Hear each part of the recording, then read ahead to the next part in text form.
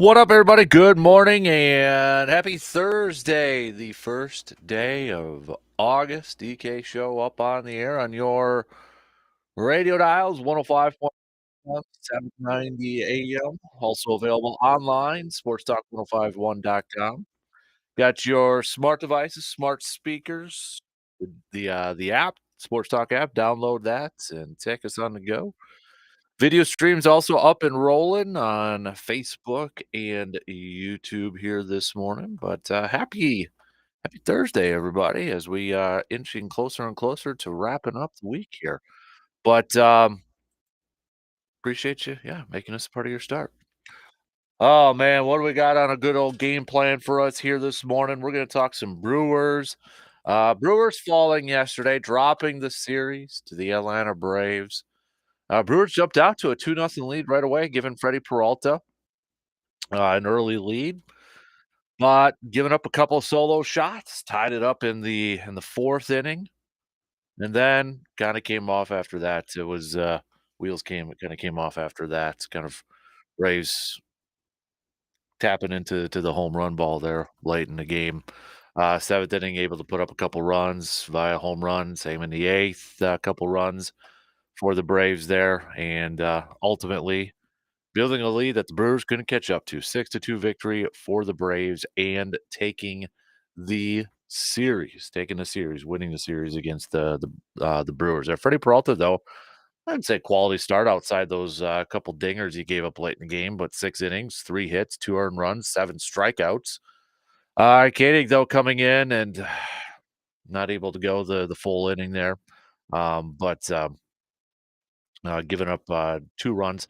None of them earned. Inherited some runs over there from Peralta and such. But Mears coming in after his debut a few days ago looked pretty solid. But he also gave up a couple of solo shots, back to back shots too. So Brewers not able to give them enough offense after that first inning. Just not able to get anything rolling there. So Cheerio though, he continues to be pretty darn solid play. Couple of hits from him yesterday. Sanchez getting the start, also collecting a couple hits too. So Brewers off day today as they get set to hit the road and take on the Nationals in Washington. A little bit of a road trip coming up here. 3 games against the Nationals. Then they've got the Braves next week in a rematch on the road before coming home for an extended road trip that will include a series against the Reds, 4 games against the Dodgers, and 3 games against the Cleveland Guardians. So Brewers right now holding on to a 5-game lead over the Cardinals for first place in the division. Not only will we recap this game, but Christian Yelich kind of gave us all an update on where he's at with his back injury, kind of clearing the air, if you will, and kind of addressing some of the rumors that have been floating out there in terms of like his his future and his career and all that sort of stuff, and whether he's thinking about surgery or anything. So we're gonna talk a little bit about that and kind of go over some of the quotes from one Christian Yelich yesterday. So Brewers talk coming up on the game plan here. We're going to talk a little more green and gold football. One thing I want to talk a little bit about, one dude that we haven't really talked a ton about, and I haven't really heard a ton of talk about him either. Matt LaFleur. Matt LaFleur. Um, we've been talking about Jordan Love, obviously with the big contract, kind of a different pressure coming at him this year.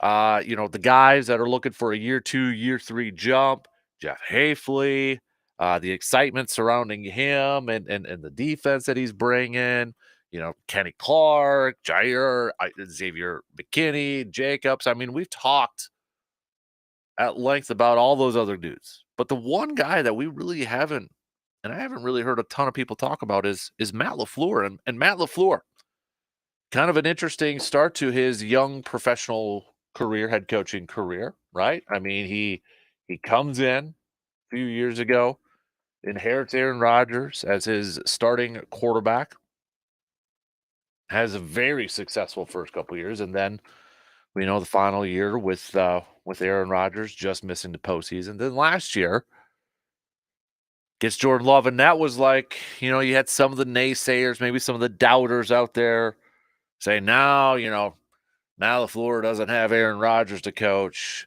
That was kind of the knock on him is like, well, yeah, he won a bunch of games because he had Aaron Rodgers, and how good of a coach is he really?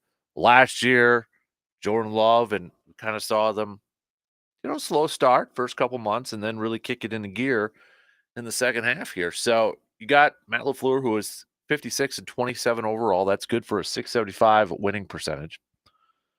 3-4 in the playoffs. We want a winning record in the postseason, right? That's where legacies are built, right?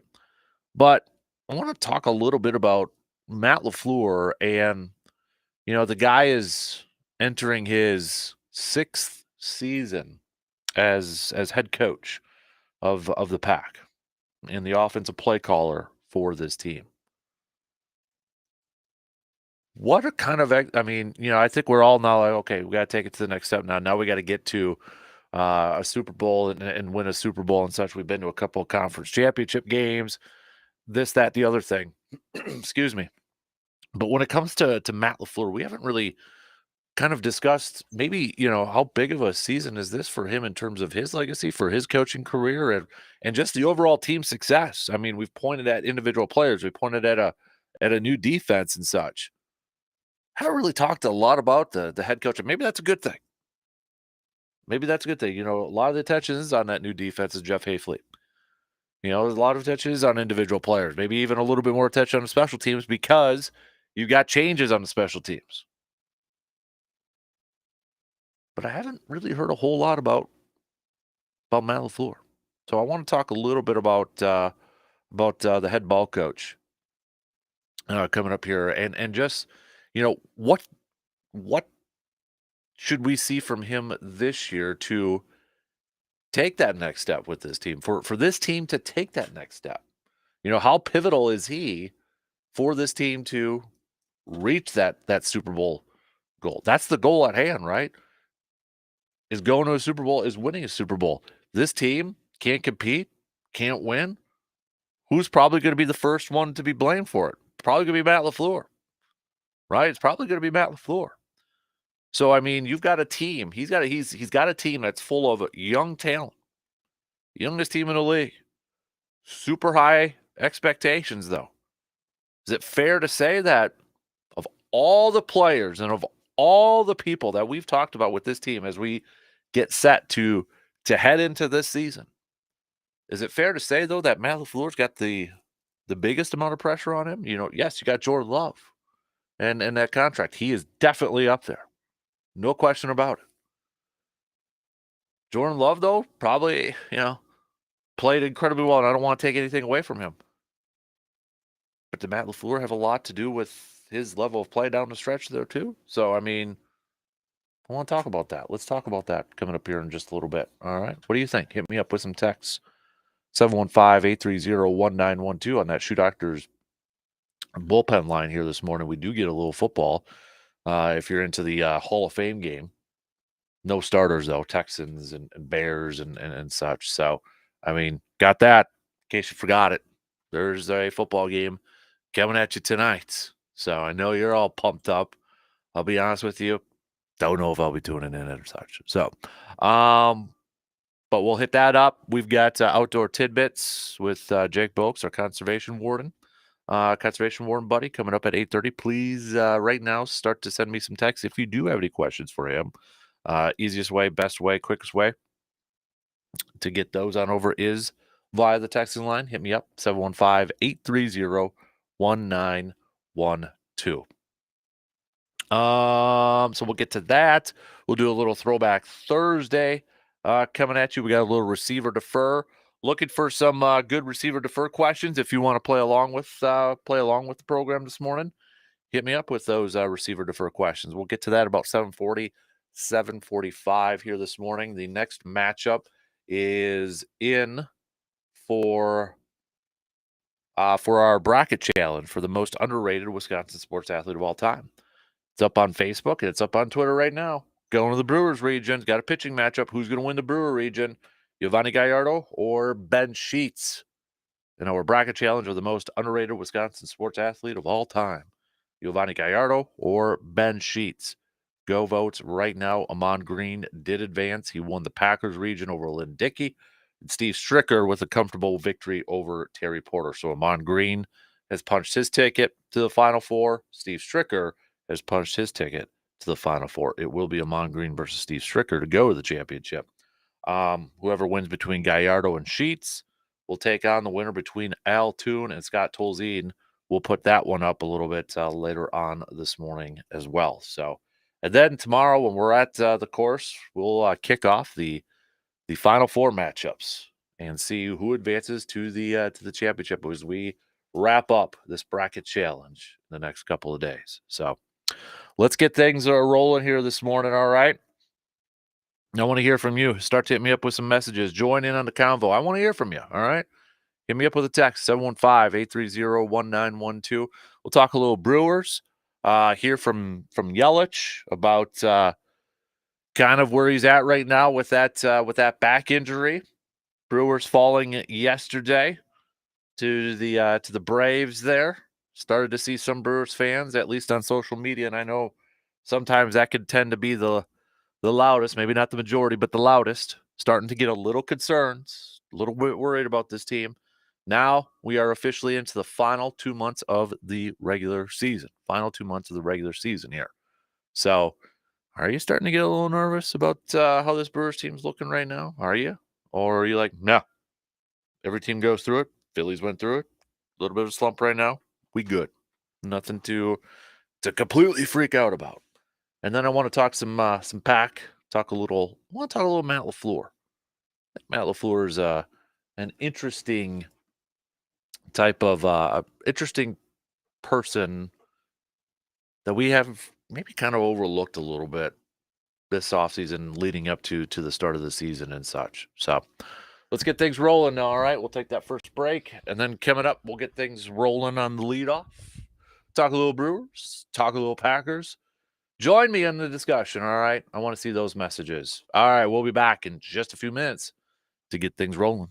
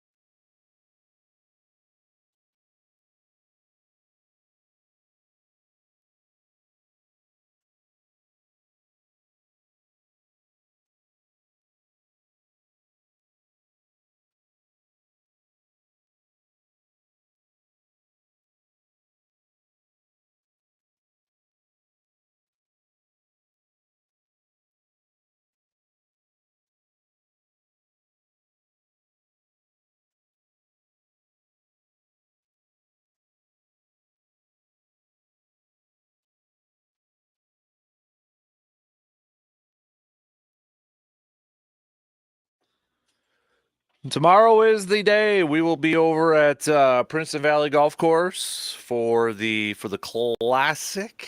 Big thanks to everybody who has signed up to join us and to golf out there. Going to be a warm one, but for any golfer listening right now, we will have some water out there. I picked up a bunch of 40 packs of water, so we'll keep you hydrated out there too with something that'll keep you hydrated. We don't want anybody passing out or anything like that. So it'll be warm and such, but big thanks to all of our partners out there.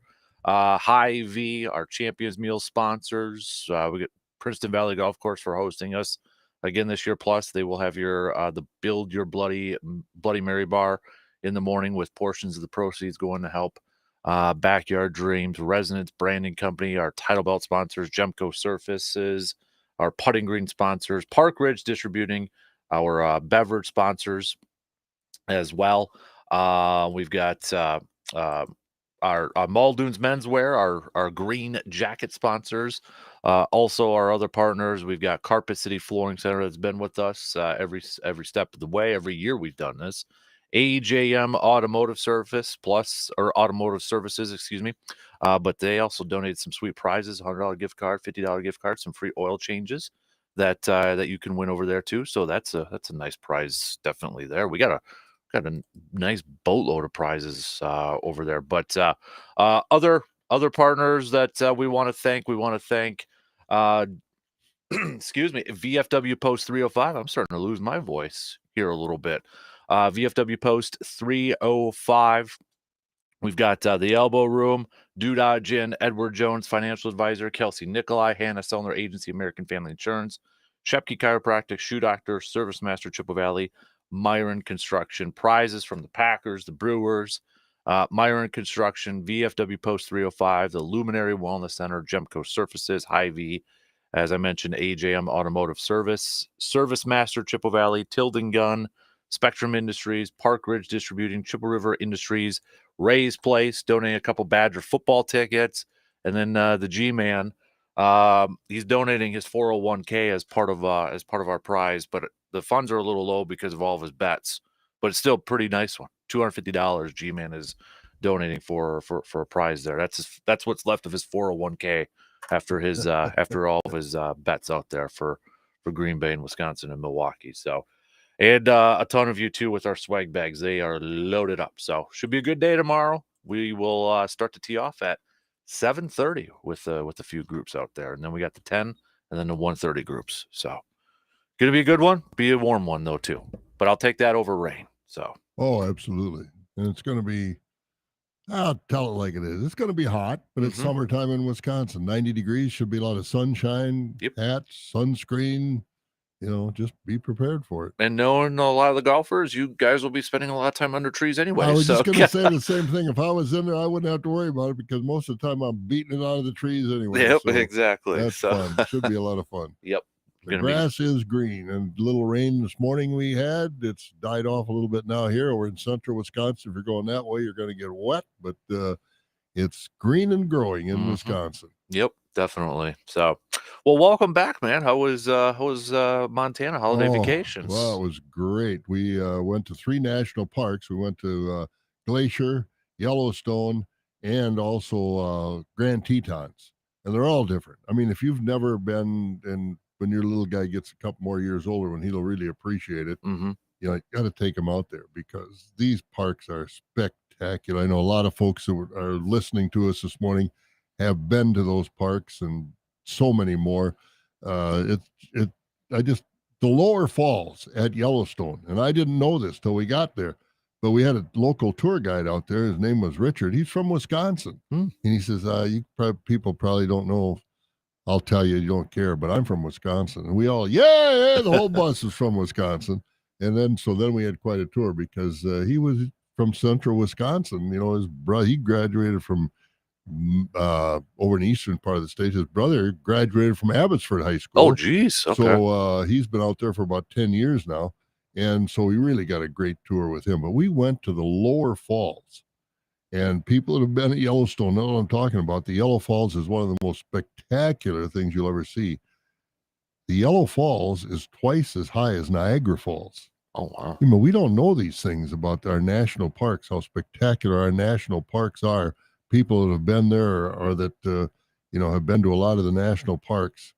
These places are absolutely spectacular. And I don't want to have anybody tell me about inflation because there are people upon people driving cars, eating food at these restaurants, where burgers are $14, $15 a piece. And, sodas are $5 and $6 a piece. And they're there spending money. I mean, these parks are full, which is wonderful. But and the gas out there is $4 and some cents a gallon, and the places are full.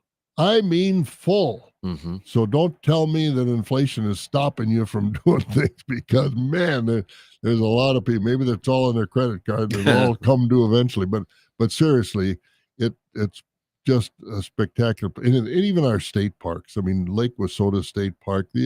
Our parks are really spectacular. They really are. They're well taken care of, and boy, I'll tell you, they're preserving things in this country that are special. I mean, and a lot of those visitors are foreign visitors too. Mm-hmm. And they're coming over here. I talked to one, and he said, "I wanted to come to."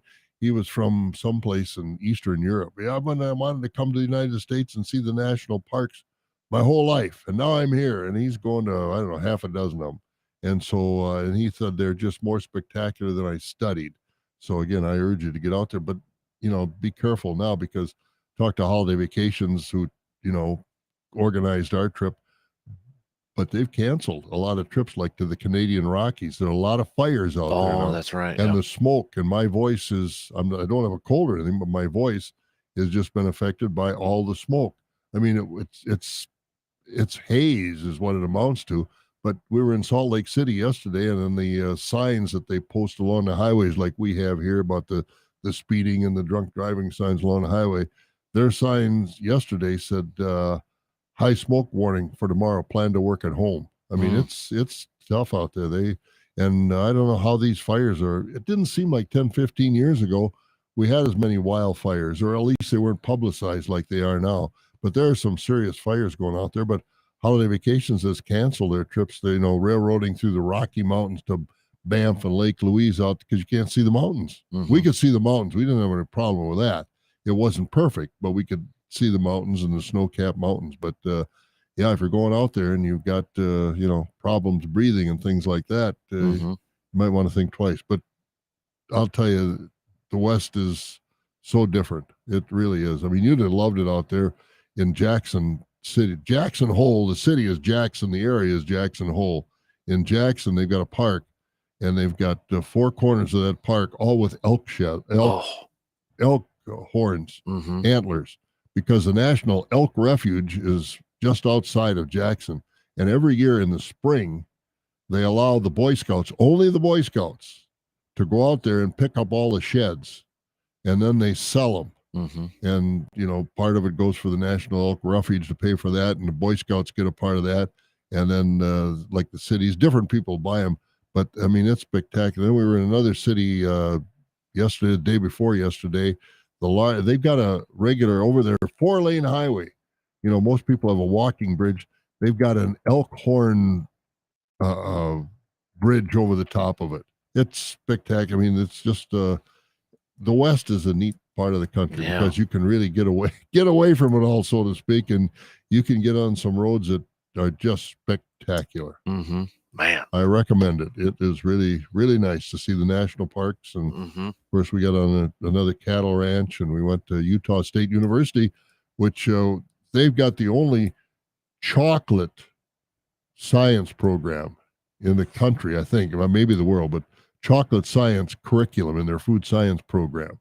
And we stopped there at the Aggie Chocolate Factory and ice cream. They get like our Babcock Hall, if you're familiar with Madison and the university. Babcock Hall down on the Ag campus, this is their equivalent, but they've taken it a step further from just ice cream and cheeses. They're specializing in chocolate. And they got some good chocolate there. But it's right across the road, right across the street from Utah State's football stadium. And remember, Utah State, we got a coach from there, Gary Anderson, a few years ago. He came to us from Utah State, almost beat Badgers down in Madison if his kid wouldn't have missed the field goal, but just a lot of and those stadiums sit in neat places where they're, you look out over the stadium and there's a mountain range behind you. It just the West is a beautiful part of the country. Mm-hmm. It's wide open. Well, remember too, our starting quarterback for the Packers, Utah State. So that's where Jordan Love played. Oh, he did. Yeah. Oh, he played at Logan out there. Oh, I didn't know State, that. yeah. Oh, okay. I didn't put two and two together. Yeah. Okay. So that's a better one than Gary Anderson. Yeah, Better it memory. is. I agree with that. Well, he's got enough money now; he can build him a new stadium. Exactly. But yeah, it was. But it was a sum it all up. It was a great trip, and I recommend going to the national parks. It's worth it. Has there been a national park you have not visited yet? Yeah. There's been national. Is there parks. one that's like kind of towards the top that you? Well, there's Arches, and I was looking at different things. I thought, well, here I can put another trip together to go to more national park, Grand Canyon, and Arches National Park, and one or two more that are a little further south, and tie in some farms because it's fun. I mean, these parks are just great. Mm-hmm. It really is. And you see we saw grizzly bear, we saw hundreds and hundreds and hundreds of bison, and we saw elk, mule deer. It's just fun to see different kind of animals. Those bison just kind of wander around, and you just got to be careful they're not on the road. Right. Yeah. Well, you got to watch where you're stepping too, because we were in Helena, Montana, capital of Montana, and hey, look, there's an elk, and they're standing there eating somebody's flowers in their front yard. Oh, so they're all over the place. Man, that's so cool. Yeah, it is. That's so cool. It is. Well, now that you're back, I don't know if it relates to anything like that, but maybe the Brewers can actually get back to winning a series or something like that. I follow that, and that's what I'm wondering. I talked to my son who went down to one of those Miami games. And, for whatever reason, they don't play the Marlins very well. But he said, I don't know what it was, he said, but they just looked like they didn't have any energy. He said they looked flat. And we were down there earlier in the season where they seemed, he said, more, comparing it to the games we saw earlier, they seemed more up. But he just, even running out between innings, he said they just kind of jogged out between innings to the field, to their positions. And he said, earlier in the season, they ran out there. But he just said they just seemed a little off. And I'm surprised because we just had the All-Star break. So, most of them had a week off or so. Yeah. So I'm not sure. But he said they just seemed a little lackluster. Mm-hmm. No, they kind of play like it a little bit here too. From the scores, yeah. Yesterday's game, 6-2. They did jump out to a 2-0 lead in the first, but then Freddie Peralta giving up a couple solo shots. He's got to quit doing that. He is. If they don't win this thing, he's going to be a reason why. Mm-hmm. Not the reason, but a reason. Then a couple more solo shots afterwards. After Kenny came in and inherited some runs, and then the Braves took the lead. Then Mears, one of their new additions, gave up a couple of solo shots as well. So ultimately, Brewers fell 6-2 in this series. So even though they've been at home these last couple of series against Miami and Atlanta, dropping both of those games off day today before they head to DC to take on Nationals, then a rematch against the Braves next week starting on Tuesday. Then they got that long stretch at home, Cincinnati, 4 games against the Dodgers, and then 3 games against the Guardians, and then Cardinals for 3 games after that too. So that'll be an interesting stretch. Christian Yelich, really quick, did address his back issue because there's been some weird rumors kind of going on out there. He said, next year's not in jeopardy. My career is not in jeopardy. There's a lot of wild stuff out there. He was asked, about surgery and such. He said, right now I'm not thinking about surgery. I'm trying to figure out how do we push this as far as we can. We'll see what happens and see if I can do it. I have hope. That's a good thing. When he was asked if surgery will he need it eventually, I don't think any part of next year would be jeopardized. If that was the case, then it was a kind of different conversation as far as where you want to go. And asked, excuse me, what kind of surgery that he would require. Should he go that route? Yelich said, I don't want to say what they would do. They would just fix me, hopefully. So very kind of um, close to the chest there a little bit. I know we talked to Dr. Crow a little bit about it last Friday, and again, it's just kind of speculation, but kind of wondering, is it a disc issue when it gets to something like that when you're talking about potential surgery and such. So he still has hope that he will return at some point this season.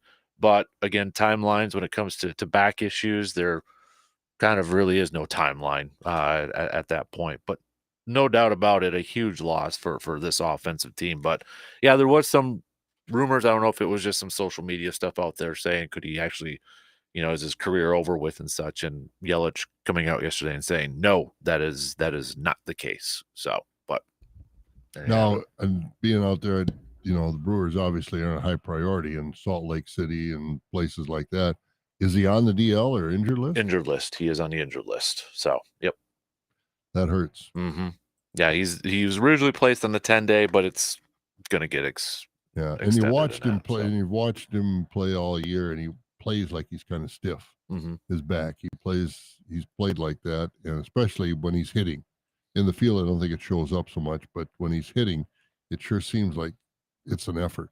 yeah, and it was because he was looked like, and we even talked about it. It seemed like he was healthy. He before the All Star break, stealing bases and all that, and then this happened right after the All Star break. Yeah, it seemed So, like it come and go. You think, oh man, here he just stole a base, and he just made a single, or made a double out of a single. Well, he's all right. And then it's just one of those things that keeps flaring up on him, and I feel sorry for him, but as a Brewer fan, I feel sorry for myself too. Brewers hmm need him. right, yep, exactly. So, other guys have kind of stepped. I know Garrett Mitchell has been playing better as of late at the plate. Jackson Cheerio was playing really good at the plate so far. That was a good move. The contract they signed with him. All right. It appears, boy, I'll tell you, they had some great thoughts when they did that. Yeah, a couple hits again for him yesterday, and he's a guy that I mean, Pat Murphy has plugged him in at different parts in the lineup. Yesterday, he was at leadoff. We've seen him bat at number 3. We've seen him bat down, towards the bottom of the order here. So he's been kind of all over the place in terms of his spot in the rotation. But you look at his last 7 games, 28 at bats. He's hitting 393, slugging 679. He's got an on base of a 414 right now. Yeah, as Bryce Train kind of tailed off a little bit, and Sal Frelick, and those are the kind of guys. And Adamas Ortiz, is he back after his injury? Yep. That some of these guys have. I don't know if they're going to start tailing off, if they're getting tired. But the way they started this season, you thought, oh man, this is going to be gangbusters. But I don't know if the other teams are catching up with them or what. But the pitching, and when you have Freddie Peralta as your anchor, and he's not pitching like your horse, your number one. He's sure not pitching like a number one by any means. hmm Gives up too many big hits and there too many home runs. But he's got to get better. And I don't know what his problem is, but he's not a guy you can count on Right. to stop a losing streak or come up with a big effort in a big game. He just hasn't been able to do that this year. Right. No, I agree with that. That was one of the guys that I wanted to see in this quote unquote second half take a step and improve his play. Because yeah, with that pitching, I mean, Colin Ray has been really good, but I mean, is he an ace? No. When I think of an ace, kind of what you alluded to, is if you're going through a funk when it's their turn in that rotation, you're feeling pretty good about a W when they're on the mound. Yeah, and the Brewers have just had bad. Like Gosser came in, and we thought, man, this kid is going to be something. But he started 2 or 3 games, and now he's on the shelf. Mm-hmm. I mean, that's just bad luck. Mm-hmm. There was it so Hudson out of the bullpen. It sounds like he's getting closer to returning from his IL stint. And then you got McGill, who's now on the injured list. And that was just a few days ago. And I mean, Pat Murphy kind of alluded to it too. He's like, tongue in cheek, but he's true. He's open about it. He's like in kind of typical Brewers fashion, talking about Trevor McGill going on the injured list. At least they got Devin Williams back, but Devin Williams, they're slowly easing him in because they're not going to have him pitch back to back days. So now you got McGill, who's on the shelf. So your bullpen's kind of Yeah. depleted a little bit here And too. I don't understand. I don't know. We follow the Brewers closer than we follow other teams, obviously. But boy, it seems like the Brewers have at least as much pitching problems injury-wise as any team in baseball. When Frankie, their new starting pitcher they acquired from the Reds, when he makes his start this weekend, that'll set a franchise record of 17 different starting pitchers this year already. And we're not even through the middle of August yet. No. I mean, this is still a long, long way to go to get to the finish line, but boy, you just hope they can hold it together because Cincinnati, St. Louis, they're coming on. And I mean, when you factor in will be their 17th different starter, and yes, there are the openers who only pitched 1 inning or whatever that's counted into that. Still in first place. It's a Oh hell yeah, of a job by this team to go through that many different arms and still be 5 games up in yeah. first place. And this is where a guy like Adamas Mhm. and Contreras have to kind of pick up these younger guys and carry them a little bit. But Bryce Terang has to, they're good players and, they've been fun to watch all year. Is it natural for a young kid to maybe get tight? Yeah, I suppose it is. But if you're going to be one of the best, you can't do that. You gotta suck it up. Mhm. You gotta fight through it. You gotta be there all the time. I know they're trying, obviously, and I don't know if it's scouting reports from the other team are ahead of the players, our players, or what the problem is. But they got to get back into because pretty soon young players will lose their confidence, and that's why some of these other guys that we mentioned have to kind of start. Even Yelich being on the disabled list. He's still got to be a sounding board, and he's got to help these young players through some of these tough times because they're not playing well right now. Mhm. Yeah. Yeah, and maybe it's just a slump, maybe they can get through here, but And they really yeah. haven't had a slump all year. This No. is this is about as bad as they played all year. You just hope, you can turn it around and they get that momentum going in the postseason when you get to Absolutely, that point. So, absolutely. Well, let's get through the regular season yeah. first, then because it's going to be a. I still think it's going to be a magic act for the Brewers to win that division. Yeah. I do because Mhm. just because of the pitch. I mean, nothing against the Brewers. I'm just saying because of the way the situation is with the pitching and Yelich out. They've got to have these young guys who've got to step it up. That's all there is to it. And Mhm. can they? Is the question. I hope they can. Cheerio's been one of them that's really been stepping up, Oh, so that that's guy, you bet. And I think that kid's going to be a super. I mean, when you can move him all around the lineup, mhm. I don't want to compare him to a guy like Willie Mays by any means, Right. but he can go get it in the outfield. And I think he's getting more comfortable in the outfield too. I know Yeah. they said at the beginning that he plays a little bit deeper just because one of the issues that he has been having is, like, taking that first step back. So he's been playing a little bit deeper, but he's getting more comfortable out there, reading the ball and Mhm. taking better routes for those fly balls too, so Yeah, I think he's gonna be fun to watch over the next few years. mhm. Yep. So, all right, we gotta take a quick break. We'll get back to some more baseball talk coming up here. Then we'll get to a little football chat as well with come on this computer. I know Bob's so excited for the Hall of Fame preseason game coming up tonight. So, quick break. We'll be back in just a few minutes.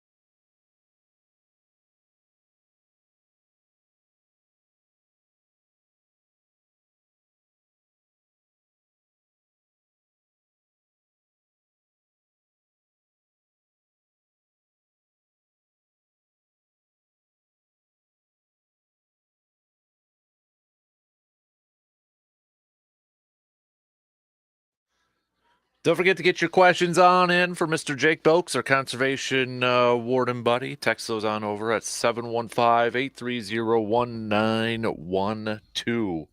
And we'll get those over. Yes. Did you see where a young man from Rice Lake High School won the Yep. competition to design the state park stamp for your vehicle for next year? Yep. Evan Strand, congratulations. Good job. Yeah, I wish I had the ability to do stuff like that. Yeah, he did put a nice, I saw the news release, put a nice stamp together, design and picture on it. So congratulations. Yep, definitely. So, as we mentioned, off day today for the crew as they travel to Washington, D.C. for a series against the Nationals here. But Oh, that'll be good because Congress is in recess, at least the House side, so they don't have to worry about those guys. So at least somebody's working in Washington. nice. So maybe this is maybe get away and go back on the road and get back to some winning ways over there. Speaking of a little baseball here too, the Eau Claire Express will be back at Carson Park, and we need to pack that park. The Express did fall last night, so they dropped another game, but they're still just 2 back from first place against the Duluth Huskies. And guess who they play tonight and tomorrow at Carson Park? Duluth Huskies. The Duluth Huskies. There you So go. the Express, they win both these games, they'll be up there at first place. But this is how tight this Great Plains East division is. Duluth is up over the Express by 2 games. They're also Thunder Bay is also back 2 games back. Rochester's 2.5 back. Waterloo 3.5 back. So it is tight right now. La Crosse won the first half, so they're second to last year, but they did defeat the Express last night. So, but get to Carson Park if you can and pack that stadium up and try to make it a home field. And so they got Duluth, but then they got Thunder Bay also on Saturday and Sunday at Carson Park. Then they travel to Thunder Bay for 4 games, and then Madison for 1 game on the road, and then back home they wrap up the regular season against Madison too. So it's tight, but this is playoff baseball right now for the Northwoods. Baseball weather. It's going to be nice and warm. Get out and enjoy baseball, especially if you like offense, because we were talking with Craig on Tuesday, and if you missed that, you can check it out on the podcast, the Express podcast. Tons of grand slams. This team, I mean, they're kind of like the Brewers in the first part where it's like bases loaded. If you're the opposing pitcher, you might as well assume it might be a grand slam. No, that's good. That's nothing more exciting in baseball than that ball going out with the bases loaded. And too, the last weekend, so the Express were back by, was it like 2.5 or 3? And they took advantage of it because Thunder Bay was actually the team up in front, and Thunder Bay came over. The Express beat them. They also beat Waterloo. They had a 4-game sweep over the weekend and put themselves in this position. And the last game on Sunday, wild pitch walk-off win for the Express with bases loaded. Or not bases loaded, but runner on third. So acrobatic slide too. Any way to get her done. Acrobatic slide too, because that ball bounced back perfectly to the catcher. And I had to slow that thing down and inch it. I don't know how Dylan O'Connell got through, but he slid and then he kind of stopped and went over and then got tagged home plate, got the win. So good deal. Very dramatic baseball over at Carson Park. So plus it's Grateful Dead night if you're a big fan of Grateful Dead. Oh, really? Yeah. Go check that out. Bill Walton was. It's too bad Bill Walton we couldn't get. Bill Walton. If he was still alive. Yeah. It's funny to look at pictures of the Dead concerts when he was there. Everybody's about 6 foot or 5'10". Here's a 7 footer, redheaded 7 footer right in the middle of it. He's right down front all the time, But he was quite a guy. Yep. So, all right. So we'll get over into Carson Park and hopefully we'll be talking about some playoffs when they're back in next week here. But it's hard to believe just next week's already the final of the regular season. Well, these kids got to get back to their schools and do different things. They want to spend some time at home before they go back to school. So, you can't blame them for that. But it's good baseball. And some pitchers probably already hit their innings too. So, well, that's probably true too. When they hit their innings, away they go. That's a whole lot different. Yep. No, I wonder if they hit their innings. And we've talked about this on and on and on all the time, Cy Young and Walter Johnson, how many innings and how many games they pitched. And these kids now, 30, 40, 50 pitches a game, and that's their limit. Mhm. I don't know how you get even warm at that 50 pitches a game. I don't see where that helps you at all. Yeah. And You they're know, so it's like even in Major League Baseball too, but pitchers are so focused on throwing as hard as they can, oh yeah, and the yeah, accuracy is yeah. a little bit down with And I that don't too. know if So these breaking balls they're throwing now are. I'm not a pitching coach, but I don't know if these breaking balls they're throwing now are harder on their shoulder, the elbows than some of them. Used to be a fastball, a curve, a changeup, and now the slider and different four seamer, two seamers, and the language has changed, but so have the pitches now. Whether those are harder on the arms than some of those old guys, I don't know, or whether it's the motions now they're not being taught to pitch correctly. You look at guys like Nolan Ryan and Tom Seaver, and where did they say their strength came from? Their legs. mhm. They didn't put that much pressure on their shoulder, their wrist, an elbow rather. They pitched. You look at Tom Seaver by the second inning, the knee on his right pant leg was dirty Yeah. because he dragged it on the ground. He got so low and pushed so hard with his legs. And so I don't know if it's, everything in sports has changed. So I don't know if the mechanics of pitching have changed that much. I don't know, but it's, you shake your head and because we always say, oh, those guys just aren't as tough as they used to be. But is it the mechanics of the position have changed? Yeah. You mentioned the mechanics. I know this is probably not a great example, but so Hutsy is all into baseball and he plays a Major League Baseball game, but it's got some of the old guys like Satchel Paige Hmm.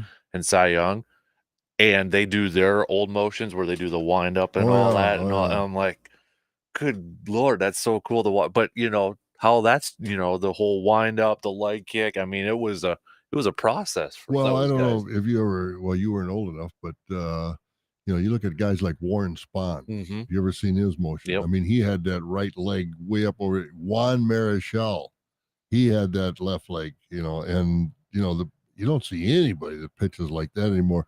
Louis Tiant, Hmm. old Louis Tiant, and you don't see motions like that anymore. Right. Drysdale used to go into a big windup. He'd pump his arms and back and forth before he came. Now these guys just stand on the mound and pitch. Yeah. Just there is no motion there. Mm-mm. And whether that's I don't know, but it's not as much fun watching these guys because they're all the same Right. basically. But as the old guys with the high leg kick or the slur ball or the way they come at it, Hmm. there are a few oddball pitchers out there, but not like they used to be with the histrionics they used to do on the mound. That was fun. Yep. Yep. Definitely. All right, we'll get back to some more baseball talk coming up a little bit later on here. We're gonna chat a little football. Badger football's already practicing a couple days of their fall practicing over at Platteville. So they're underway. We know Green Bay's underway. I know interns really looking forward to the preseason Hall of Fame game tonight between Bears and Texans, and no starters playing in That's that why I one. might leave a So little early to get my popcorn popped and get ready tailgate for it the and all that tailgate. Yeah, I'm stuff. going to get Yeah, ready. yeah. So, because I don't want to miss this. No. This preseason, this is a hot time of the year. There's nothing else going on that I wouldn't want to watch the Hall of Fame game versus the Olympics, maybe, or something like. It'll be Uh, interesting to see what kind of ratings they'll get against the Olympics. yeah, yeah, that's a good point. So yeah, we'll see. But I know your TV will be on I'll be ready for I'm getting ready for tomorrow. I'm working. So it. maybe in the background. We'll know. One in, we got a couple more to go here. Got some news updates. We'll get to some football chats. Don't forget receiver defer questions if you got any of those. Good receiver defer topics. Send those puppies on over too. All right. One in, two more to go. Stick around. We'll be back in just a couple minutes.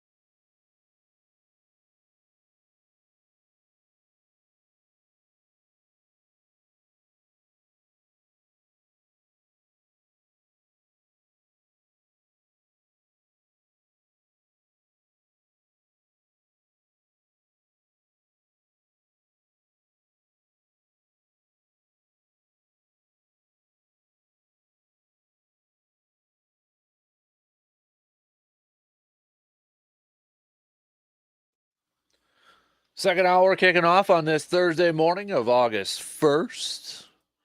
Hopefully you're all off to a wonderful start on the first day of August here. Appreciate you tuning in and making us a part of your morning here.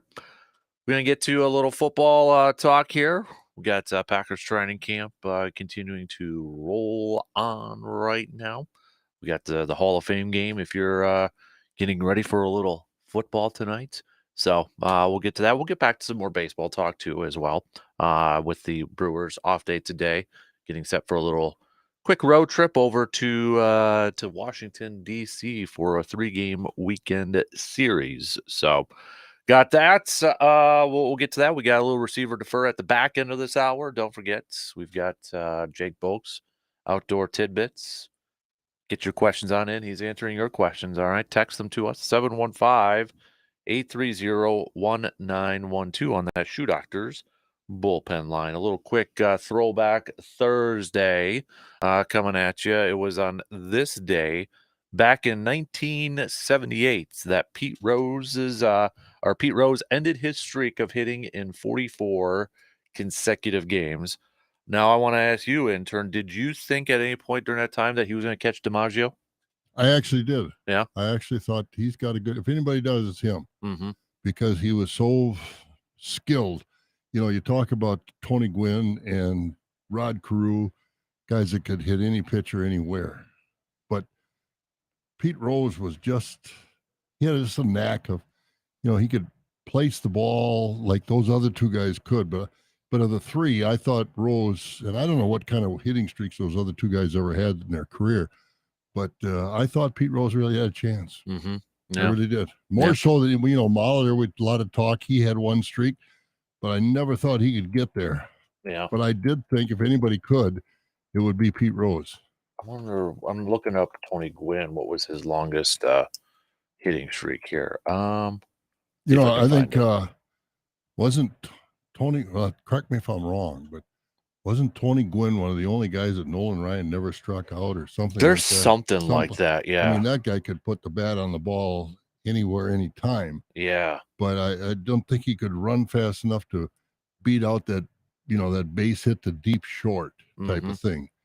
But Pete Rose could, and, he just had a way of figuring out a way to get a base hit and put the ball in play in a place where it would come down, but never got there. I know there was some numbers with Gwynn and like Greg Maddux on there too. Maybe that was it. Yeah, I'll have to double check that, but okay, maybe we'll do that during the break and such. Yeah. So, okay, let's. I don't know who was Pete Rose, Paul Molitor, who else had streaks that lasted into the 40s. I don't know how many guys were in the 40s. Did anybody ever get into the 50s besides DiMaggio? Willie Keeler had 45. Okay.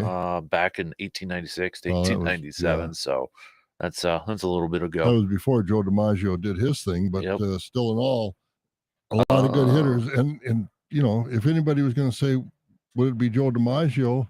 When you watch film of him, he didn't look like he was exceptionally fast, but he just great hitter. Yeah.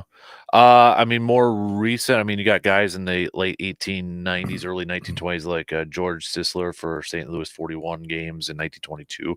Ty Cobb had one, 40 games.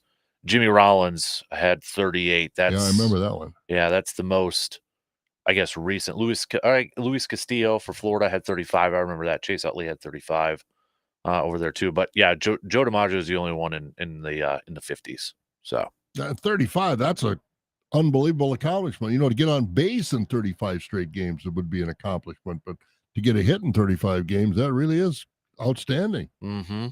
Yeah, I'm trying to.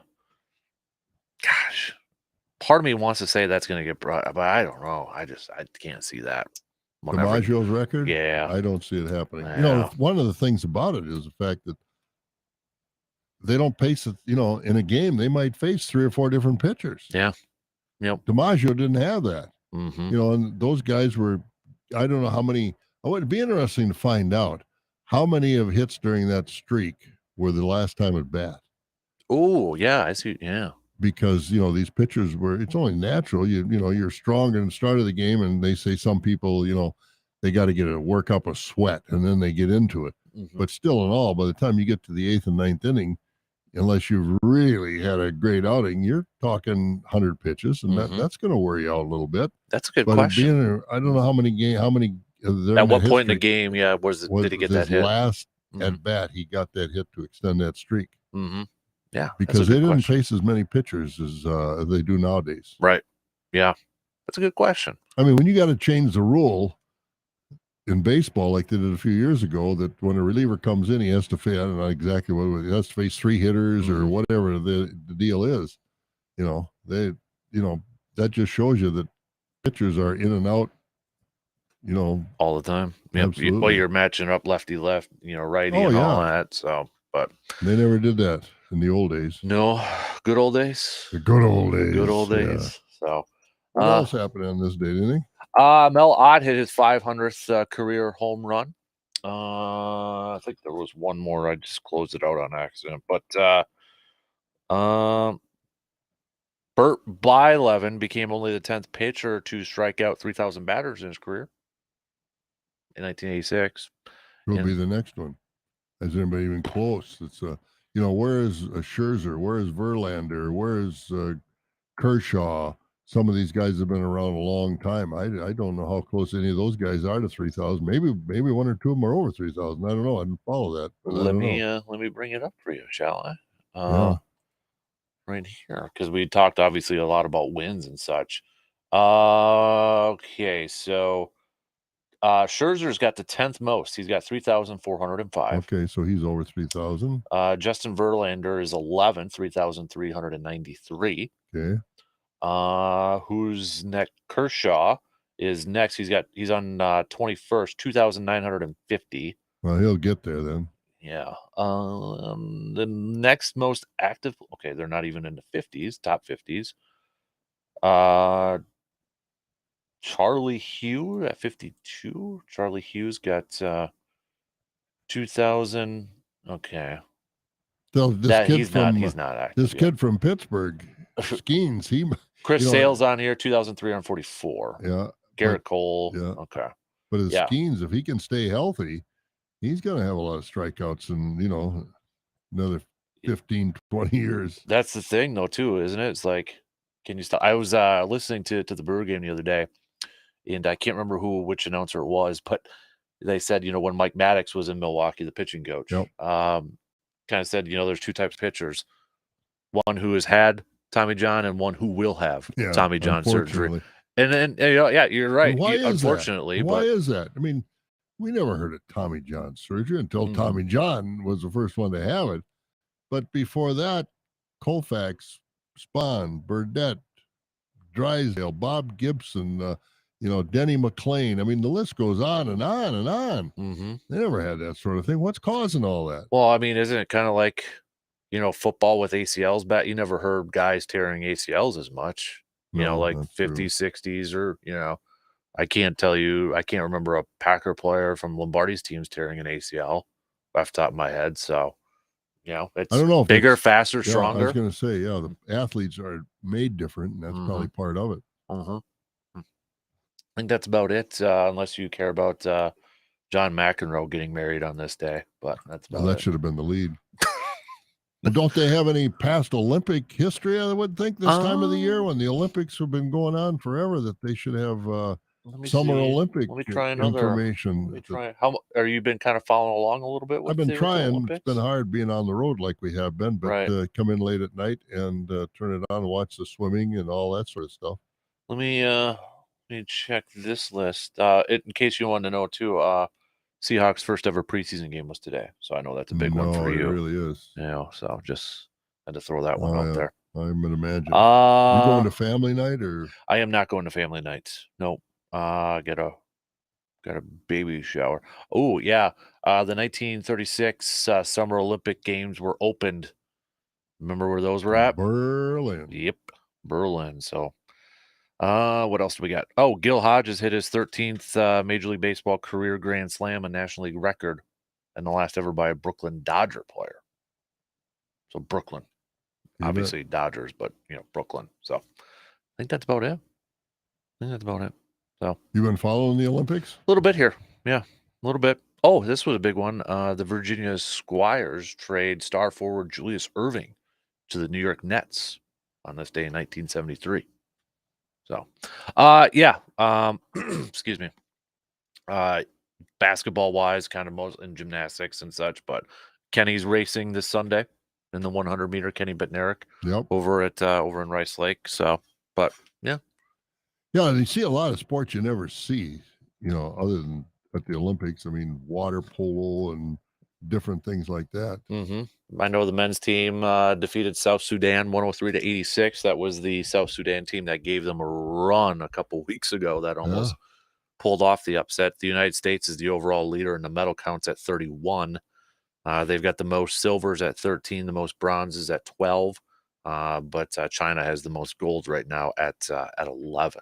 So, but yeah, Katie Ledecky was dominant again last night, the other night. I mean, put her on the Those are pedestal. those are the real athletes. I mean, because they train and they train and they train and they try to have their, their menus, their diets. I mean, they are focused on what they're doing. They really are. Simone Biles is looking to add more golds. I did see this joke, which I had to chuckle a little bit because she's got 8 golds, which somebody said is she will now have more medals than what her husband Jonathan Owen will have in wins with the Bears this year. So, did he get traded to the Bears? He was a free agent. Oh, he signed. was. Yeah, because yeah. I see he was over in the stands. Yep. And I thought, jeepers, I didn't know he left the Packers. That's too bad. He had a nice season for the Packers, so I don't know what they offered him. Obviously, it wasn't enough, but going to the Bears. Yep. Good luck. Yeah. So I'm like, okay, I had to chuckle at that joke. I see they signed their receiver to the biggest contract ever. DJ Moore extension over there. So, yeah. But all right. Speaking of football, but they're the Bears, and you get to watch them tonight. Yeah. You get to watch them tonight. Preseason Caleb football Williams, action. Caleb Williams won't be playing. No, none of the starters will be playing. I mean, at one point, when do you get rid of the Hall of Fame game? Well, you got to have something there for the ceremony. For the players. Yeah, I mean, you got to have something there for the ceremonies. I mean, you have to. It's the rite of passage. I don't blame them for that. I can see that game more than I can see the NFL All-Star game or the Pro Bowl. Yeah. Well, they just do flag football now over there. I know it. That's what I mean. So but I think it's all right to have the Hall of Fame game. Move it later on. I mean, now you got teams. It's an extra one. I mean, if we're going to cut down preseason games, these teams have 4. Can't we just make it into a regular preseason game? But by the time the season starts, the guys that are playing that game tonight might be selling used cars. No, I'm saying like a regular preseason game because Bears and Texans will have 4 preseason games and everybody else has 3. Yeah. They're trying to cut it. So why don't you just cut that one and make it so they have move it to next week? But like you said, what's the difference? You're not going to affect the team, the guys that are going to be on the roster. How many of these guys that are playing tonight are actually going to be on the opening day roster? Probably some, but not a whole lot. Yeah, but not a whole lot. But maybe if you move it to next week, then Caleb Williams would actually play. And then it means more to the Hall of Fame game. Yeah, well, it does. But I don't know how much he's going to play in the preseason, have they said? Because Aaron Rodgers isn't going to play. No, that was apparently a debate, sort of thing. Well, I heard him say, well, that was a coach's decision. Yeah, he likes to deflect so much. That's what I mean. I thought the same thing. I thought, who you blowing smoke up their skirt? Everybody knows you. Yeah. And you just want to deflect it and put it on somebody else. So anyway, that's the Jets' problem. Because you know what, Aaron? If you came to Robert Saleh and said, I want to play preseason, pretty sure you might have some sway into that. Yeah, you might play a series or 2. Yeah. So I don't think there's much to be read into that other than the fact that it's Aaron Rodgers. And I have always liked Aaron Rodgers, but the last year or 2, man, he's irritating. He really is. Yeah. I don't know what happened. He must be a politician. He must be running for office because all of them are irritating too. Well, they almost did, apparently. Well, oh yeah, wouldn't that have been something? Oh, goodness gracious. We don't need to go down that road. No, I don't think we do. But anyway, the preseason football is starting, and you can tell because the talking heads on TV now are speculating about everything under the sun as far as football. But hey, it sounds all good vibes in Green Bay, though. All cool vibes, good vibes over there. Jair Alexander. I was going to say with that contract, there was no negative feedback or any Mm-mm. way made a mistake or anything like that? Because we were out west when we heard that, and you know that's what the Yeah. thing is. Going to be interesting to watch now, and I don't know what Dallas is. They're going to sign Dak Prescott, unless that would be a major story if he didn't.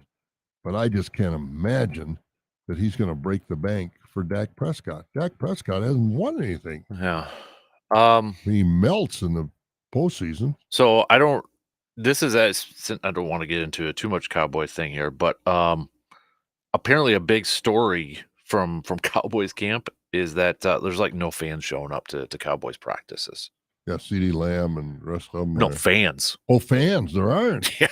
Oh, wow. Like there's like Well, they're out in Thousand Oaks, California, aren't they? mhm. Where But they've always been. for America's team, there's like no fans showing up to their practices. Wow. Well, are they open to the public? I know Mhm. the Packers have changed a little bit, haven't they, over the years? There's yeah, I mean, they don't have as many open ones out there, but Yeah, yeah, these are open, and I'm watching a video right now, and it's fine. If you ever haven't been to a practice before, get there early because then there's lines waiting to actually get into the bleachers, so you're actually yeah, missing practice for yeah. some. But yeah, what there's like yeah, nobody in the stands I see watching. that at Green Bay, and I didn't know they had eliminated the bicycle riding. The kids' bikes, players ride the bikes from the stadium over to the practice field. No, they did it this year. Yeah, I know they did, Mhm. but somebody said that they had kind of eliminated that. But I don't know why they would. That's one of the great traditions. Oh no, no, they're still doing it. Good. Oh, Yeah, they never cut it out. no, Oh, no, they good, yeah, they did it good. this year. Now Because the it's story, the way I interpreted the story, is the fact that you know, well, the players are back because they're riding bikes to practice, and the mhm, kids are riding alongside, walking alongside them. yep, I mean, that's a great thrill for a yeah. kid. I mean, Jordan Love's first day of practice, he still rode a bike. Good for him. So highest paid player in the league, still riding a bike. Good for him. Yep. And that's a thrill for that kid. Yep. Yep. So yeah, it's the Dream Drive, AmFam Dream Drive. They still do it over there. That's So what they call it. yep, American Family Dream Drive. Good So for them. hmm Everything is sponsored nowadays. This can't be kids bringing their bikes over and let the players ride them. It's got to be sponsored. yeah, there was last week a video. Matt LaFleur was walking into practice, and there was a kid riding a bike next to him. LaFleur actually rides a bike sometimes too, which is kind of cool. Yeah. Coach gets in there, and the kid got stopped. It was the coach's kid. Oh, really? Matt Fleur's like, yeah, that's my son. He could come through there over there. That'd be cool as a kid. Like you can just Oh, ride yeah. your bike Yeah. there, and my dad's the coach, so I Yeah. could do whatever Yep. sort of thing. So, all right, we got to take a quick break. We'll talk a little bit more green and gold, a little Matt Lafleur talk too. I wanna chat about him. We'll get to that coming up here in just a few minutes.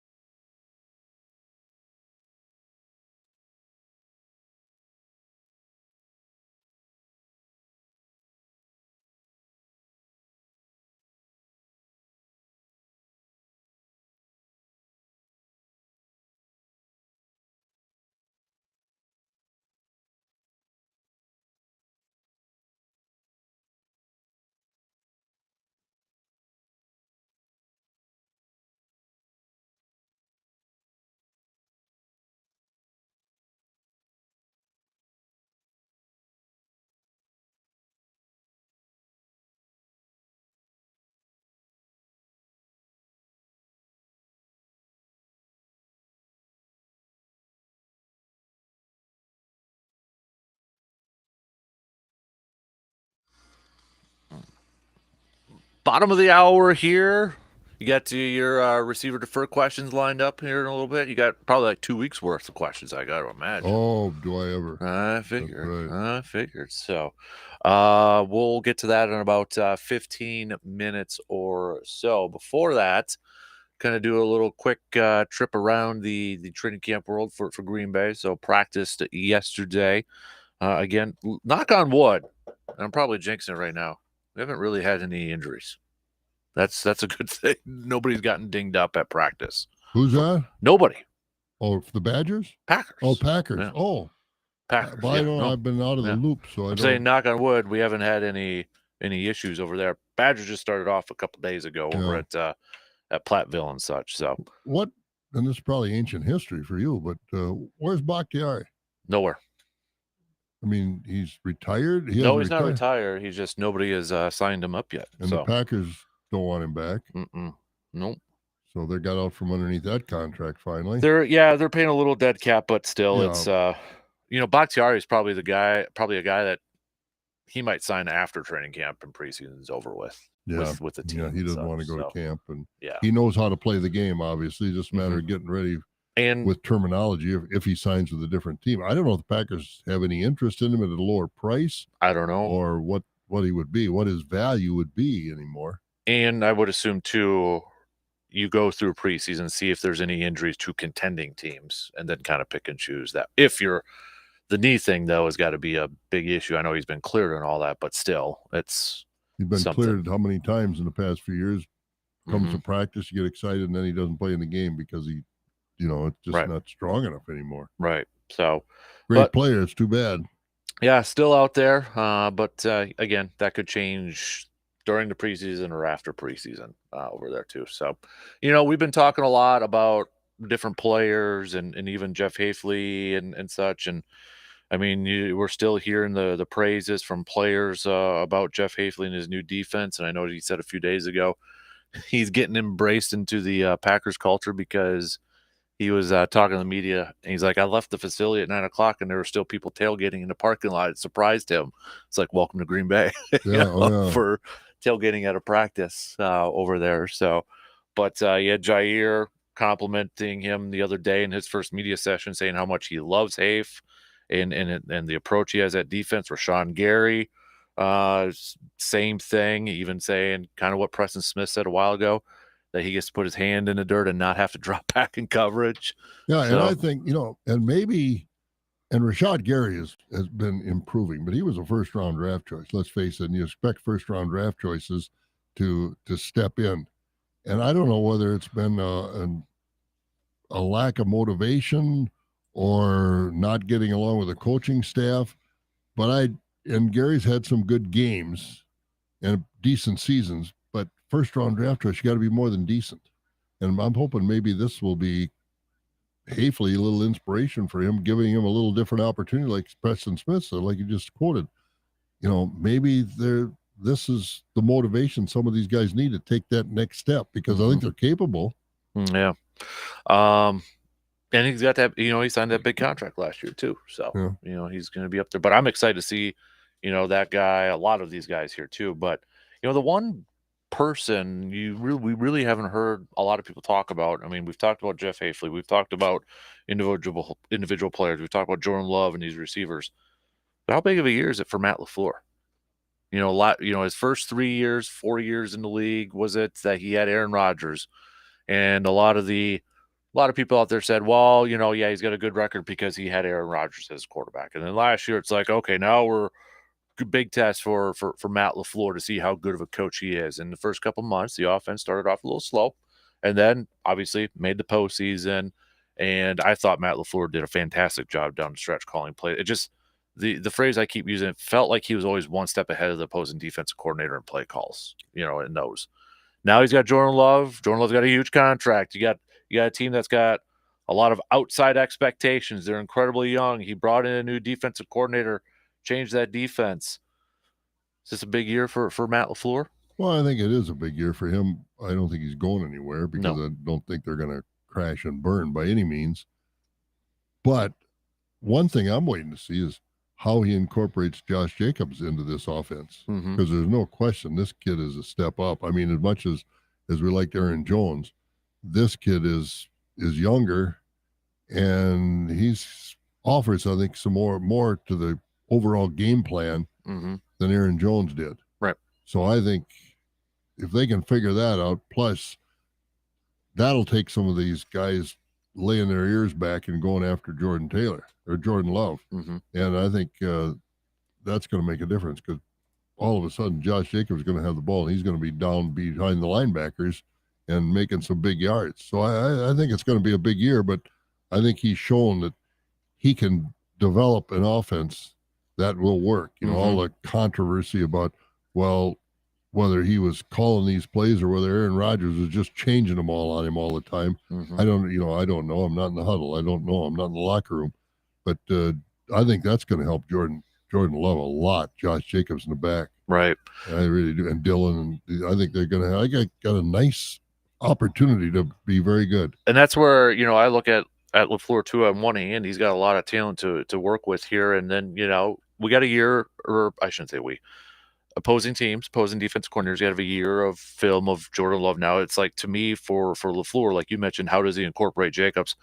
How does he help Jordan Love continue to ascend as a player in terms of his play calling, in terms of his schemes and all that? That's where I'm excited to see how, because I think LaFleur took a big step in growth last year as a head coach. Yes, it helps to have an Aaron Rodgers as your quarterback when you are a first-time head coach, and let's be real, just your second year as a play caller too, because when he got hired, he had 1 year as a play caller with Tennessee. When he was with the Rams, he was offensive coordinator, but he never called plays. So to have Aaron Rodgers kind of like almost on-the-job training, I would say, in the first couple of years. Now you had Jordan Love last year. You got to prove that, you get to mold your quarterback and help him grow. I'm looking for a step up this, and I'm not saying Matt LaFleur's been bad by any means, not at all. But I think this is another year for Matt LaFleur to really maybe solidify himself as one of the better head coaches in the league. Yeah, and I think this is going to be a year where Jordan Love, he's got the big contract. People are worried whether he's going to get complacent. Well, I don't think an athlete at that level gets complacent. But you look and they say, well, when they get film on him, they'll be able to stop him. Is he going to be one of the quarterbacks like a Patrick Mahomes? I don't care how much film got on him. You're not stopping him. Right. Is Jordan Love capable of being that kind of a player? Because you look at a lot of these other quarterbacks and, they can adjust their defense and stop them or slow them down, bring them down. I don't care which quarterback it is other than Patrick Mahomes. I mean, you got some of the Lamar Jackson, this, that, anything. But look what the Chiefs defense did against Lamar Jackson in the playoffs. Yeah. But they're not healthy. I mean, Patrick Mahomes is always there. And when if you've got a guy like, I don't think Jordan Love is going to be the next Patrick Mahomes, but I'm hoping that he's going to have enough diversity and ability to move around and get the ball out, because those other guys are just runners. They're running quarterbacks is what they are. They run first and pass second is what it amounts to. And Mahomes, you don't know what he's going to do. Is he going to run it, or is he going to throw it left-handed, or a jump shot, or a hook shot, or how he's going to get the ball to his receivers? And I think if Jordan Love can develop into that kind of a quarterback, I think the Packers will have something, because let's face it, these guys are smart. These coordinators and these coaches nowadays, they know how to read this film. They know how to break these guys down, but nobody's broken down Patrick Mahomes. One thing I think that does really help Patrick Mahomes, and this does not take anything away from him, is having a play caller head coach like Andy Reid with him on that ball club. He's an imaginative quarterback, or coach rather, So I guess an early little receiver defer. Knowing Andy Reid and Patrick Mahomes are probably I would say, number one head coach quarterback duo, right? Head coach quarterback duo. No question. Jordan Love, Matt LaFleur, top 5. Oh boy. Well, I think. Do you put Kyle Shanahan, Brock Purdy in there? Because I kind of put the play caller on there. Purdy in there late. Mike Shanahan. McDaniel, Tua. Yeah, I think in Baltimore you got to recognize Harbaugh is the coach quarterback relationship. It'll be interesting to see. One of the most interesting teams for me this year is going to be the Los Angeles Chargers. Yeah, Harbaugh and Aber. How they're going to mesh. Herbert. Herbert, or whatever his I name keep is. thinking Neil Hebert every Yeah, time I I see know. Justin Herbert. So I see Neil post on Facebook once in a while. Our old friend out and who used to be with us, and his wife, his new wife, and they're enjoying California. But getting back to the subject at hand, but I think that'll be a relationship to watch too, because I go back to watching Herbert when he played against Wisconsin in the Rose Bowl. That kid beat him with his legs, yeah, and so can Harbaugh develop him into more of that than he's got a great arm too, but I think that's a kid that he has been suffering from a lack of consistent coaching. And I think he's got the potential to be a really great. Not a lot of people are giving him much credit, but and it'll be interesting to watch how Harbaugh tries to mold him because he's still a young player. I think he's only got 3 years in the league or something like that. And so I think that's going to be a team and a head coach quarterback combination to watch because I think if they put it together, they're going to they're going to scare a few people and they're going to knock off a few big ones, I think, yeah. potentially. How about the rest of you? I'll throw it out to our listeners, and we can get to some receiver defer. Is Jordan Love and Matt LaFleur a top 5 head coach / quarterback combo in the league? Knowing, I think we would all agree, unless somebody wants to make the case why Reed and Mahomes wouldn't be number 1.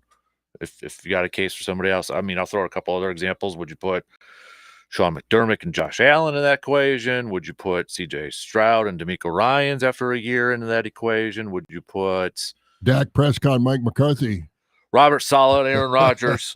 I give them credit where credit's due. Jared Goff and Dan Campbell. I Oh mean, yeah, they've yeah, been doing. I mean, I absolutely. know Ben Johnson, offensive coordinator and such over there, but I mean, look at the success Detroit has had.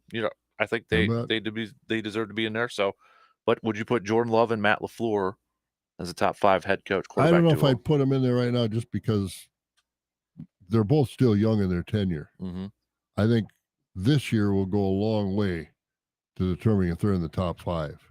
Because if Love can pick up where he left off the last 2/3 of last season, because I think as far as the coaching point, I think the coach is going to be able to keep up with him and change the offense, tweak the offense to his talents. But I think LaFleur can handle any talent that comes his way. And if Love shows that he's really improving in certain aspects of the game, I think LaFleur is going to be there with a game plan to match it. Yeah. Another one, I mean, McVay and Stafford over with, Oh, with yeah. the Yeah. Rams and such. So, There are a lot of great quarterback coach combinations out there, but Yep. there's no question LaFleur and Love. I wouldn't put them in the top 5 right now, but halfway through the season, I think it might be that quick that they are if Love picks up where he left off. let us know. Participate. Text us, peeps, 715-830-1912. We'll take a quick break, and then we'll get to some more receive or defer as we finish up this second hour after these quick words.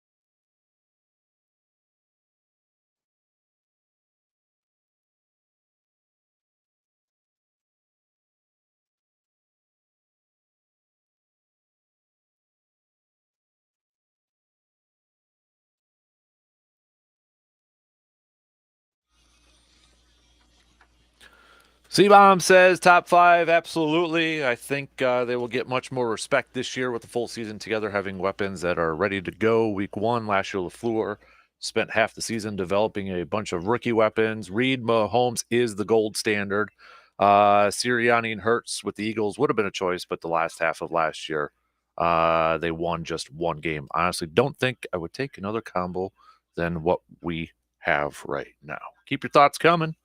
Hit us up with the text at 715-830-1912. Really quick update on as we're wrapping up our bracket challenge for the most underrated Wisconsin sports athlete of all time. Who will win the Brewers region? It's between Ben Sheets and Giovanni Gallardo, and right now Giovanni Gallardo is your leader. So if you want to go vote on Facebook and Twitter, go ahead and do that. We will launch the Badger one coming up in the final hour here. A couple of football players, we'll tell you who they are in case you missed it, but 2 have already punched their ticket to the Final Four. Amon Green defeated Lynn Dickey in the Packer region yesterday, and then Steve Stricker won the Bucks/Open region. He defeated Terry Porter yesterday too. So, all right, your honor. Serve, receiver, defer. Well, as long as you mentioned Steve Stricker, we'll start with that. Receiver defer. U.S. golfers will win 2 Olympic medals this week. Receive. I'll say receive. Yeah, I think Scheffler and Alexander Schauffele are at the top of their games right now. If Scheffler can putt, he'll win this thing easy. Yep. That's the only thing that's been holding him back for another major or 2 is his putting. But and Schauffele is doing well. I mean, Schauffele all of a sudden this year is a Hall of Famer, winning 2 majors. Plus, he won the gold at the 2020 Olympics. So he's right there. So I expect U.S. will win 2 medals this week. I'll say receive to that too. Yeah, they're off. They start today. You're right. Yeah, so they're well into their round already because in France it's probably about 3:00 in the afternoon, something like that. Let me see if I can find some info for you right now. So Schauffele is tied for second right now at 5 under. Oh wow. Matsuyama Hideki is 8 under right now. He's in the lead, and he's through 18 right now. So yeah, if he can hit his irons, he's going to be hard to beat too. I'm trying to see. I'll look at it during the break here. Right. So, but I think they'll win 2 gold medals or 2 medals. 2 medals. Yep. So, all right. What else do you got there, big boy? Oh well, you mentioned the Badgers had a couple of days of practice already, but receiver defer. Big Ten expansion has marginalized about 80% of the conference for football. Ohio State, Michigan, Penn State. You're talking the original Big Ten. Yeah.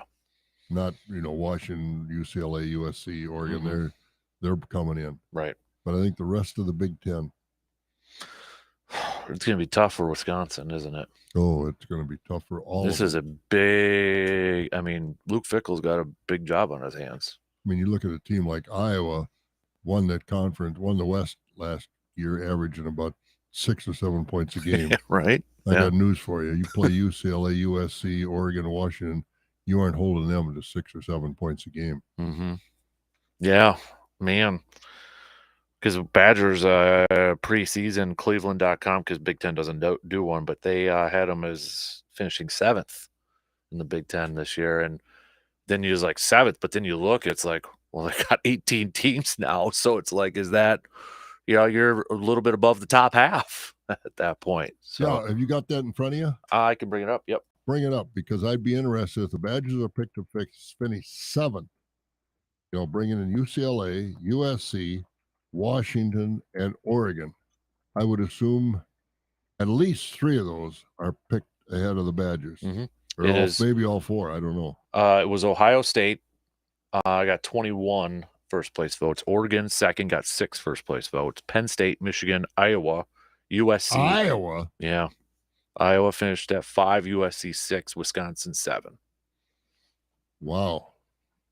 So I would say a receiver defer. You would defer to Iowa finishing above Wisconsin. I would defer. Well, I don't know about finishing above Wisconsin, but I don't think they're going to finish that high in the Big Ten. Yeah, and then Nebraska. I haven't seen their schedule yet. Let me, because Wisconsin's got a really tough schedule. They do. But this is Nebraska came in. Remember, everybody said Nebraska is going to change the dynamic of the Big Ten. Well, that didn't happen.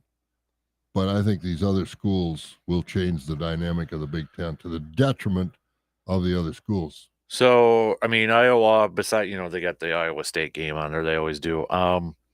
They got Ohio State at Ohio State. Washington comes to Iowa. They go to Michigan State. They go to UCLA, but UCLA is pretty down this year too. And that's pretty much it for Iowa. So they don't have to play Penn State. They don't have to play Michigan. Wisconsin's got Oregon. They got Alabama, remember, this year. I mean, schedule. so That's my other receiver to fur. The best the Badgers will do this year is 8-4. Ooh, that was kind of that developed into a topic last week. It was kind of like, where's that line where you'd be, I don't know if satisfied is the right word or deem it a success. It was like 8-4, 3 losses, 4 losses, somewhere around there. Gosh, I think I hope they go 8-4. That's exactly. That's why I said the best the Badgers will do this year is 8-4. And this is the first time in a long time, maybe a little bit last year, but the first time in a long time, you don't know who's on this roster. You don't know who's playing. I mean, Chuz Malusi's coming back, but how good's their quarterback going to be? You keep getting these one-year transfers. You don't build up any consistency in a program. But that's what you're getting now. And you look at I was going to say, that's the thing. Kids want to play right away. So well, that's why this kid that got drafted is Bo Nixon, or is that the kid? Oh, Bo Nix, yeah. Yeah, Bo Nix. He transferred to Oregon because he was playing someplace in the East and had one good year, and he went out there. So you don't know what you got. Mm-hmm. You really don't know what you've got. Yeah. And so this is one of those years where I don't know what they've got. Mm-hmm. I don't know how the recruiting is going. And, they said a news story last week I saw, Badgers get a commitment for quarterback for 2026. Yeah. Did you look at the other teams that were in competition with the Badgers? No, I didn't see that part. Central Michigan, all lower division. I mean, you're not getting quarterbacks that Ohio State wants or Michigan wants or some of these other schools.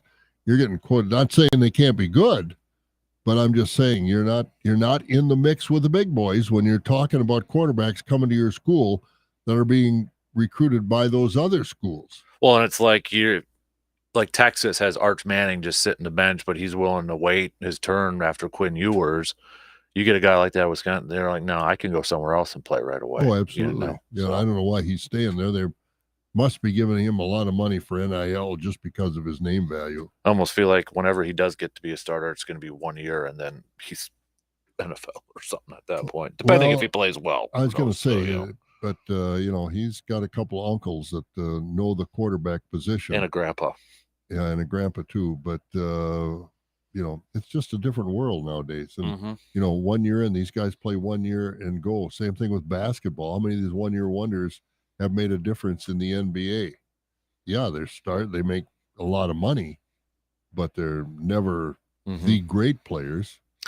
And just Alabama, by USC, Iowa, Penn State, Oregon.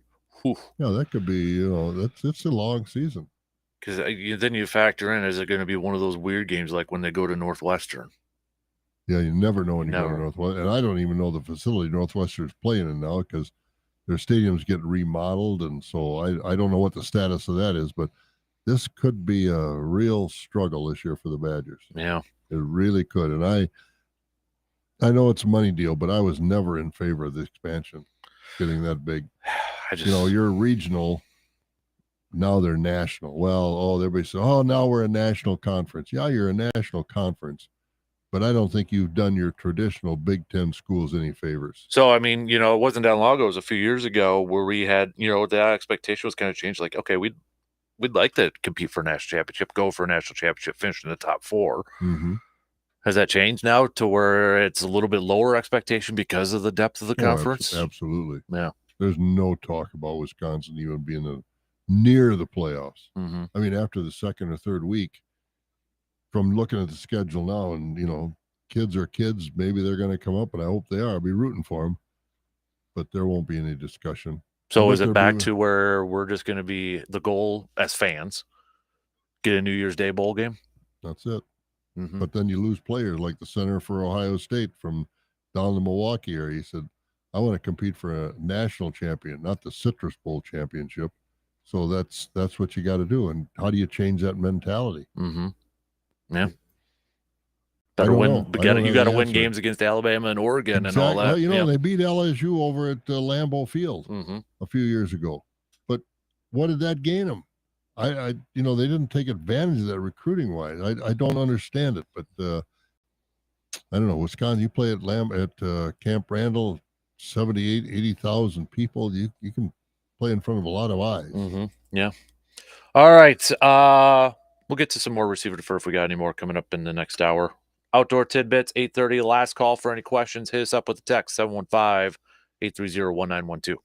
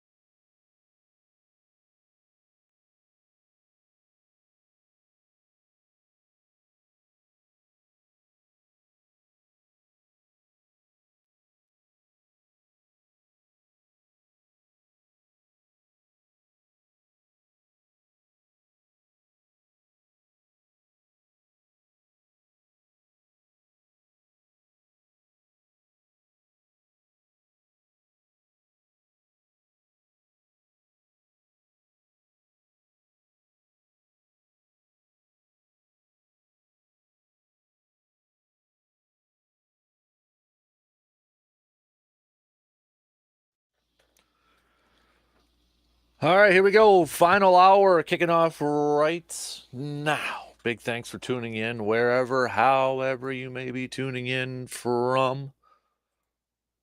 We're going to get to some outdoor tidbits coming up at the bottom of the hour here. Last call for any questions for our conservation warden buddy, Mr. Jake Boakes. Hit us up with a text at 715-830-1912. 715-830-1912. So we'll get to that, ask him a few questions and such now that we are into August 1st. I know it was a deadline for some of the some tags and some permits and such. So maybe hit that up and kind of refresh your memories over there. And I know we got some antlerless tags coming up in a couple weeks. So we want to make sure you maybe set some alarms on your phone to make sure, depending on what area, you might have only a few available. So you want to get in and get those picked right away over there. So, but we'll catch up with Jake at the bottom of the hour here. Brewers off day today before they begin a 3-game series against the Washington Nationals on the road starting tomorrow. So I'm going to get Frankie, the first appearance from him as a starting pitcher. Will be the 17th starting pitcher for the Brewers this year. They believe that or not. So we'll get to that. We'll get back to a little bit more football chat coming at you too. Reminder this time tomorrow we'll be over at Princeton Valley Golf Course. Really quick too, if you're not a golfer but you want to stop by because we've got some awesome raffle prizes. You can stop by and purchase some raffle tickets to enter to win some prizes. We're going to be drawing around 1:30, 2 o'clock, probably around closer to 2 o'clock for those winners over there. So just stop on by and grab a Bloody Mary in the morning. Princeton Valley is going to be having a build your own Bloody Mary bar with portions of the proceeds going to help Backyard Dreams too. In case you didn't see it yet, it's officially official right now. It was teased last night, but the Packers tweeting it out. You might want to get this for your man cave there in turn if they start to sell I've them. got notes. New helmets for the Packers, all white helmets for their October 20th game. They're calling it, quote, winter warning. So it still have the dark green G logo on there, but it's going to be all white. All white. It's the new thing. If got to make some money. It's an NFL thing. White jerseys, white pants, white helmet, and the look that you're giving me right now. All on one day, different games. Just the October 20th game. No, but I mean, is that going to be all over the league on October 20th? No, not necessarily. But other teams, they've got different variations of that and such. So, but yeah. How do you say suckers? More money you're going to spend on that. Yeah. I mean, what if you buy a white helmet? I'll bet they'll cost you $200. Oh, if it's $200, that's a bargain. Well, that's probably like $300. I'm giving them the benefit of the doubt, but. It says here the Winter Warning Collection is now available both in store and online at PackersProShop.com. What a surprise! Let me. Do they give the prices? Yeah, let me. The Winter Warning Speed Flex helmet for a cool $740. $740. The Winter Warning Authentic helmets, because there's different variations of the helmet, $390. The replica helmet is $170. The mini helmet, $35. So, but if you don't want a helmet, you can get some drinkware, which is literally all white with the Packer G, or a hat all white with the Packer G. How much is the hat? Let me click on the hat for you. Stocking caps 32, 36, 32 to $36, depending on which one you want. Baseball type caps. Mm-hmm. Which is actually about the average now with a lot of those. So I'm actually going to that game too. So are you really? That's the one I'm going to be going to. So what date is that? October 20th when they play the Texans. Oh, all right. So there you have it. Here's my question though: why are you calling it winter warning when it's an October game? Maybe they know something we don't in the forecast. I don't know. Yeah, I know we're supposed to get a polar vortex this year, but I don't know. But yeah, all white, baby. All white. Gonna get a little bit of a white. I was hoping they were gonna do it. I knew it was coming, but I was hoping they were gonna do it when there's like snow and then you really can't see them and all that. So that would be kind of cool. Smarter. Yeah, but there you have it. There you have it. So get your man cave lined up. You Okay. know, it seems like every week you watch the games, and every week the coaches on the sidelines are wearing NFL team logo caps, but always a different design. Mm-hmm. They're always, and it's strictly marketing. Well, you know what Dion once said: But "Look good, play good." well, you can look good without having Look to good, change your play good, cab. play good, pay good, pay Yeah. good, eat good. Yeah. Good old Dion. They're talking about within the circle. Yeah. For us on the outside of the circle, it's not so easy. Ask how many of those guys ever paid for one of those caps. Mm-hmm. Yeah. It's just the way it is. I mean, they're making market money. It's a free market society, and as long as there's supply and demand, it works. Yep. It's Yep. just that for me, there's too much supply and I'm not a lot of demand. Mm-hmm. Thank God I work with people in agriculture. Give me seed corn caps and fertilizer and tractor caps. Oh man. So yeah, there you go. Got it there, big guy. So. October 20th. Mm-hmm. All right. Yep. And I've never liked, I've seen them wear some of those white uniforms before, and I'm so because it's so traditional, green and gold. Well, I think that's it, and I'm not into that kind of stuff. What bugs me is when they did it once. First of all, when you're wearing your road whites at home, that bugs me. Yeah. But when they did it when Chicago was there, because in Chicago got to wear, so it's like, I don't know if I like that. I don't like that. So. No, I don't want the Bears wearing their black in Lambeau Field. Mm-hmm. So that's what, it was like, what did they call it? The color, whatever the heck they called it back a couple of years ago. Can't remember. But it's unbelievable. Like now they've got that, like we were talking earlier, everything is sponsored. The kids' bike ride across the street is sponsored. And now they're going to have all this stuff sponsored. Lord 11. The release also says to help create a blizzard-like effect in the stadium in honor of Packers fans' legendary energy during even the harshest of winter conditions. October 20th. I feel like I need to have like the John Facenda voice when I'm reading this. The team is asking game attendees to join in the winter warning by wearing white attire for the October 20th game against Houston to encourage fans to partake. Yep, you can go buy this stuff. Fans attending the game will also receive a winter warning white scarf from American Family Insurance upon entering the stadium. So I don't know if I'll need a scarf on October 20th, but you never know. I guess it is Wisconsin. No, the vortex, you're going to be talking from, about Thanksgiving week till the end of the season. That's, October 20th. We've got snow on October 20th. That's going to be a story to tell. I mean, we can't, obviously, but, we haven't even had Halloween by that time yet. No. And kids are walking around in their shirt sleeves some of these Halloweens recently. I know there's probably a reason why they picked October 20th and all that, but if I had my thing, I would have said do it on November 28th when the Dolphins were in town. If you want to create the winter warning thing, have a warmer weather team like Miami coming in and, What day is Miami coming in? Thanksgiving night. Oh, boy. Yeah. That could be interesting. Mm-hmm. Yeah. Should be home field advantage there. Yeah. So, all right. So. But again, and it's marketing, and Titletown District, every caps every week pretty much are different. They'll just have more to sell in the Packer Pro Shop. Mm-hmm. Yep. Oh, yeah. I might buy something. What a surprise. What a surprise. There's nothing that's speaking to me, but it's something whenever you go, I feel like you almost have to get something from the Pro Shop. I don't know. Don't look at me like that. I always feel like I have to get something at the Pro Shop. I do it wherever, whether it's a Brewer one or something like that. I get sucked in. I'm gullible, okay? I'm gullible when it comes to my favorite teams. That's just the way I am. Well, it's fine. Support the team, man. Support the team. So. Yeah, well, that's fine. I mean, you and I think. I mean, I've got all kinds of Packer gear, all kinds of Brewer gear. I don't have Bucks gear, but I got what? I don't have any Bucks gear. I really don't. And Santa, if you're listening, get Bob some.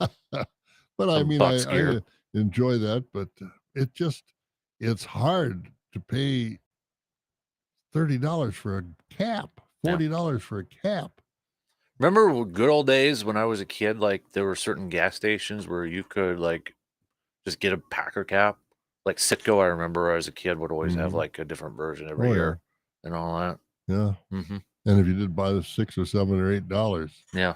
I mean, I was just out west, and you're in Yellowstone and Glacier National Park, and we're in Salt Lake City, and you buy, you just couldn't find caps that were, and they're not that nice a cap. Right. They're souvenir type caps. They're not authentic.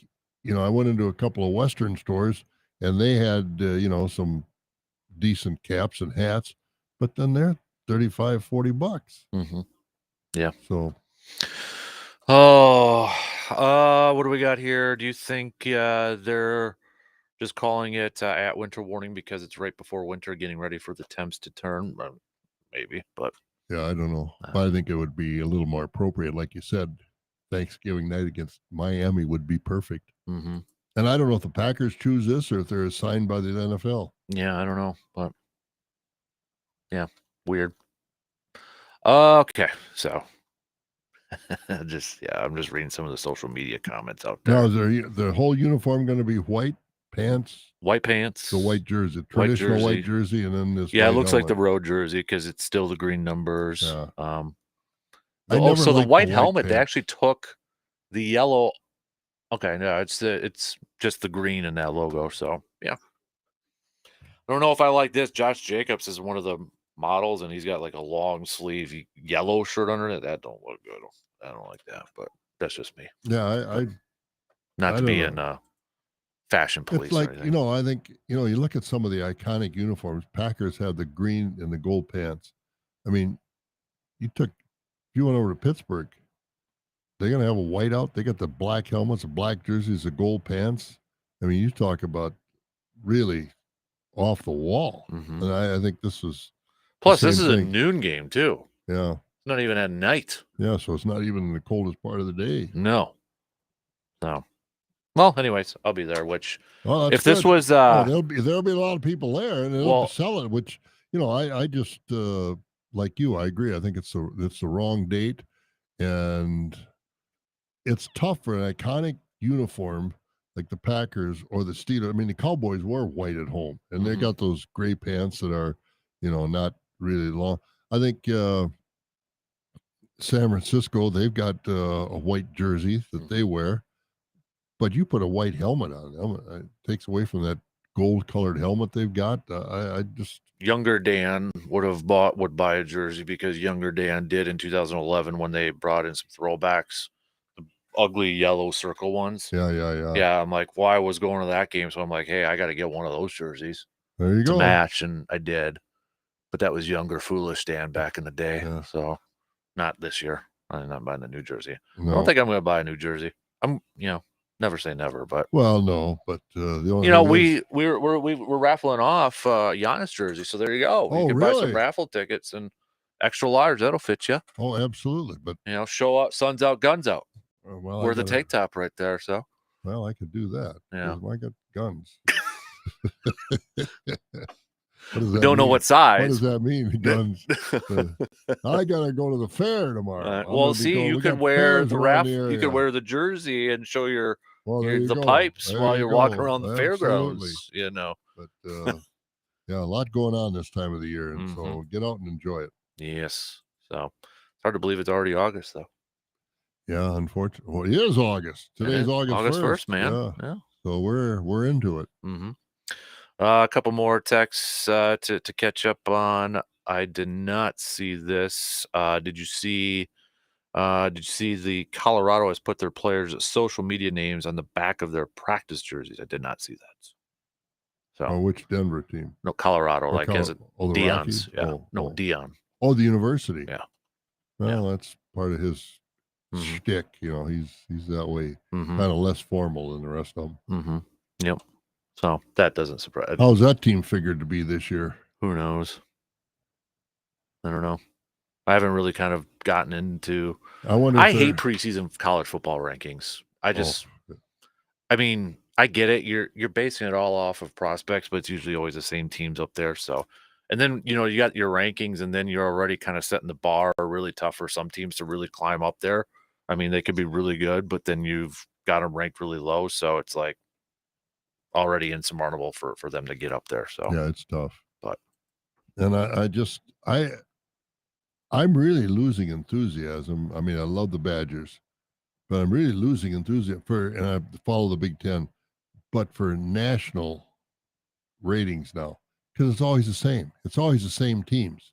They just move a place or two, and maybe one team all of a sudden will have an unexpected good year. They'll get into the mix, but for the most part, it's the same teams, Mhm. and I'm losing a lot of interest in that. And I don't think some of these new rules that they're trying to put in are doing anything to alleviate the dominance of the Alabama, the Georgia, Ohio State, Michigan, Penn State's in there, and Washington, Oregon will come in there. But it's 10 teams basically that just kind of shuttle out. I look for Clemson to come back pretty soon. Mhm. They were very good for a while and they kind of fell off, but I look for them to come back. But it's the same teams. I mean, the team that wins the West in the Big Ten the last few years has been just fodder for the East. I mean, Iowa had no chance. Wisconsin's had no chance. I don't know who else has been in there in recent years against the East, but it's not even a contest. Mhm. And I don't think that's going to change. These That kids, because these kids are not student athletes anymore. They're athletes, but the student has, this basketball player that played at Wisconsin Store. AJ, yeah. He's going to be on his since high school. Yeah. This will be his seventh team. Mhm. Now, what you tell me he's going someplace for an education? No, he's No, not. he's going to take classes, but he's not getting an education. Right. And I don't think he's ever, he might make a career in Europe or someplace. Mhm. And if he makes it in the NBA, good for him. But I don't anticipate he's going to. I don't think he's that good. Mhm. And and I don't know. They're chasing the money from the time they get out of high school now. Mhm. Not to go back to the Packer thing, but here's a little nugget that they put in their press release too. White uniforms and helmets have been worn several times throughout Packers history. The team experimented with white as an alternate uniform color for the first time in 1938, and also at various times in the 40s and 50s before it was eventually introduced as the standard away jersey in the 60s. White helmets were also featured in the 50s, making their debut in 1956 during the home opener against Detroit when the Packers wore dark green jerseys, white trim, green socks, white pants, and white helmets with a single green stripe down the center. The same uniforms and white helmets returned for the entire 1958 season. And I love this part. While not a successful season for the Packers, 9 players from that team's starting lineup would go on to be inducted into the Pro Football Hall of Fame. So I don't remember it was in the 50s. I don't remember the white helmets. black and white TV though, so that might have been hard to tell. That's true.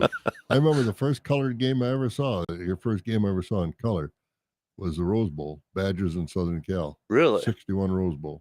Nice. Nice. So, all right.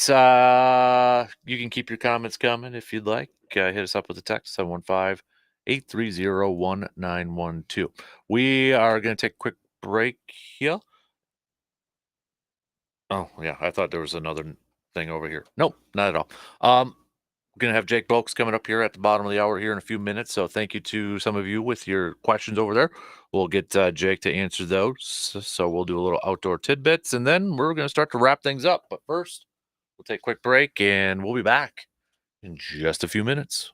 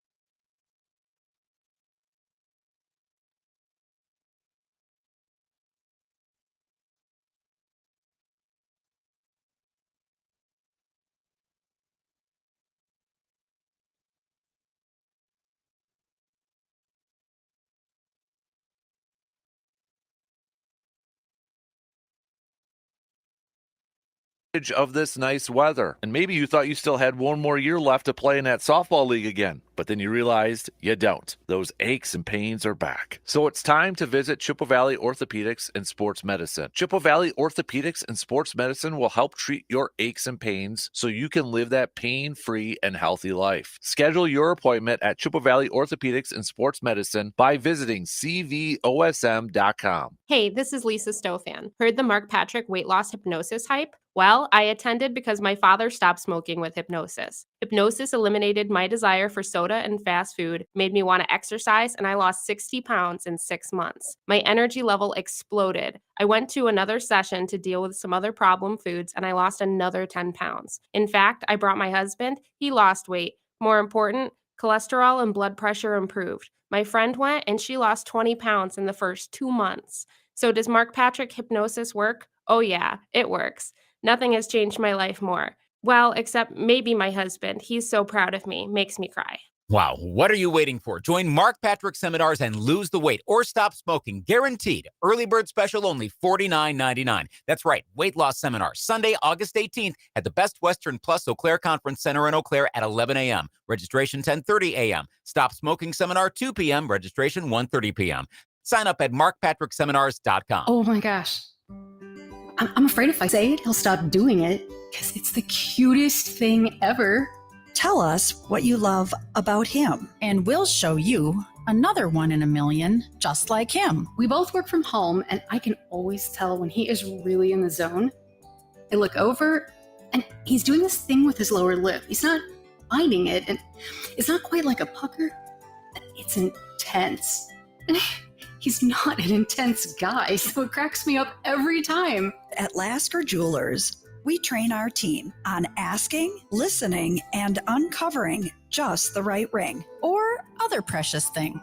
I'm Nicole Lasker. And I'm Liz Lasker. Lasker's is the easiest place To buy the right one for the right one. across from Oakwood Mall, Eau Claire. And online at laskers.com. Celebrate and commemorate your next adventure at the easiest place to buy diamonds and jewelry. I adore it. He may not be the smartest sports talk host, but darn it, he gives 110% every time. Now here's your host, Dan Kasper.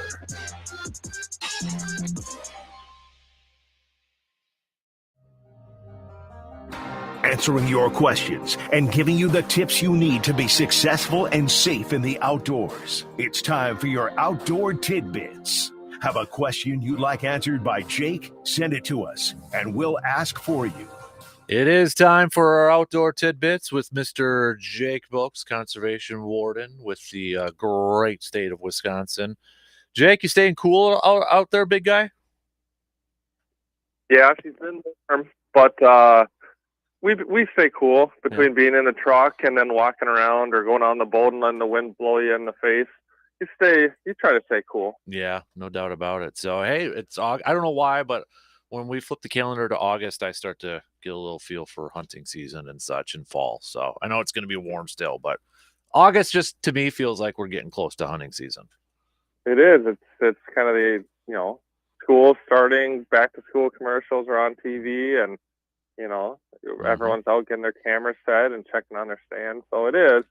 But you're right. It's still hot. It's still buggy if you're out in the woods. There's poison oak or ivy or whatnot everywhere. So it's crazy how different when you go look at your stand now is versus what it looks like in 2 months when you're hunting it. Yep, no doubt about it. A lot thicker. You think you found a big hiding spot in the woods, and then the leaves disappear, and you're like sitting in the open field, and you're like, uh-oh. Yep, exactly. Hey, Jake, we had a question from a listener. Essentially, what they were asking was if they happen to see a wolf, and I know wolves are kind of a hot topic here in Scotty and such, but if they see a wolf, is that something they should report to the DNR, or is there any protocol with that at any point? Yeah, so there's a few thoughts on it. So generally, or if you see any species that you're curious about, you can always feel free to call our DNR question line, call your local warden, call the biologist or fisheries biologist. If you see any animal that you think is unusual to the area, or you're not familiar with, or you want to learn more information, we're always open for calls, questions to help you, you know, better learn the ecosystem, learn the fish and animals and such. But generally speaking, unless you see a wolf, a bear, you know, I saw a bobcat on the news the other day. Unless you see something in kind of an unusual area, like if you saw a wolf and you're confident it was a wolf in Racine County, you know, that might be something to note, right? But if you're up in Sawyer County or you're up in Burnett and you see a wolf, it's not really out of the norm. So I would say you don't need to really call on that. But, you know, like I mentioned, you're always more than welcome to call the local biologist and have a discussion on it.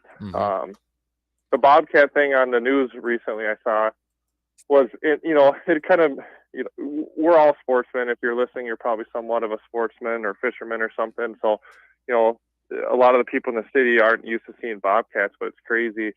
I mean, they're everywhere. Like the amount of car kills that I tag or people find just in the city of Eau Claire is a ton. You know, it's half a dozen a year. So they're all around there, but you just don't see them. Right. Yeah. And I think because was it Lowe's Creek? I think I saw the news or something. Yeah. I saw that. I saw the news article and I was like, oh, that's interesting. I'm like kind of curious, like, why is that even news? And then, you know, you have to slow down and think for a minute. Like, not everyone that lives on Water Street or this or that is accustomed to seeing cats or bobcats or stuff like this versus us. We see them on our cameras. You see them everywhere. You know, you're aware of them more than maybe some other people. So. And you know, back to the wolf thing too. I mean, you kind of mentioned the area. You know, if it's, let's say, in your backyard, you know, would that be something you would call the DNR for? Again, I mean, it's all depending. If you feel like you're in danger for whatever reason, for sure, call the DNR. And generally, if there's some issues with wolves, we work with other agencies like APHIS or USDA or DATCAP or whatever. We work with other agencies too on different wolf issues or predation and stuff like that. But generally speaking, you know, especially anywhere north of Eau Claire, north and east of Eau Claire, they're well documented. We know they're in the area, stuff like that. So if you're questioning it or this or that, always call. But generally, if you just see one running through the forest and it's in your backyard, but you live out in Augusta in the woods somewhere, then that's not that unusual. Right. But there made me think there is another time. Sometimes when there's trapping seasons, the DNR is looking for wolves or bear or deer or whatever. Well, I guess not deer, but wolves, bears, different animals that if you incidentally catch, sometimes they're trying to get radio collars or different data from them. So those might be times to call in if you see one or have one incidentally caught or something like that. But that's not like an always ongoing thing. So if you ever just kind of scan the DNR's webpage or you see news articles, once in a while they post, you know, DNR looking for trappers to report incidental wolf catches in order to get radio collars on them and stuff like that.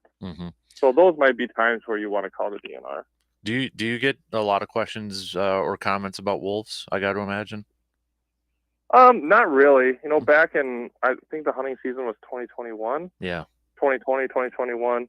Obviously around that point we did, but not so much anymore. You know, I read in the outdoor news all the time about just, you know, so I know there's people talking about in that aspect, just the numbers and the this and that, and there's all the wolf hearings and figuring all that out. Besides that, I don't hear about it too much. In the fall, in the hunting seasons, people always ask if they can carry, you know, a sidearm for protection if they're hunting out in wolf areas, which you can. You can, you know, it's your constitutional right to have a firearm on you in Wisconsin.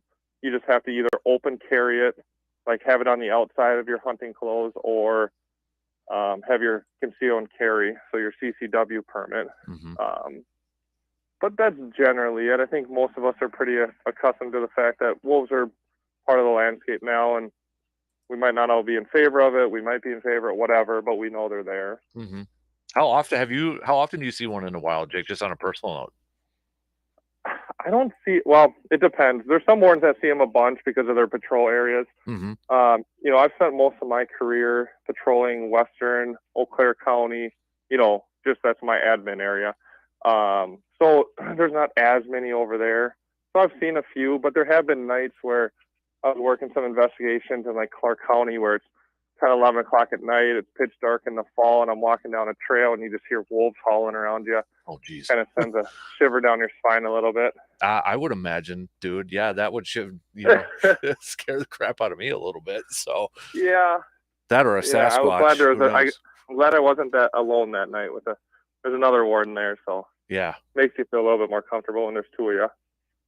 Bob, did you have one over there? I didn't know. No, okay. I've seen wolves. I thought you were going to ask him if he saw a Sasquatch or not. Bigfoot or anything. I have yet to discover any of those out in my travels through the woods. I thought that would be his answer because I didn't ask that question. Jake's right in there, I'll tell you. Hey, is there any changes to the deer hunting laws, the gun season this year? I'm trying to think just off the cuff. Nothing huge.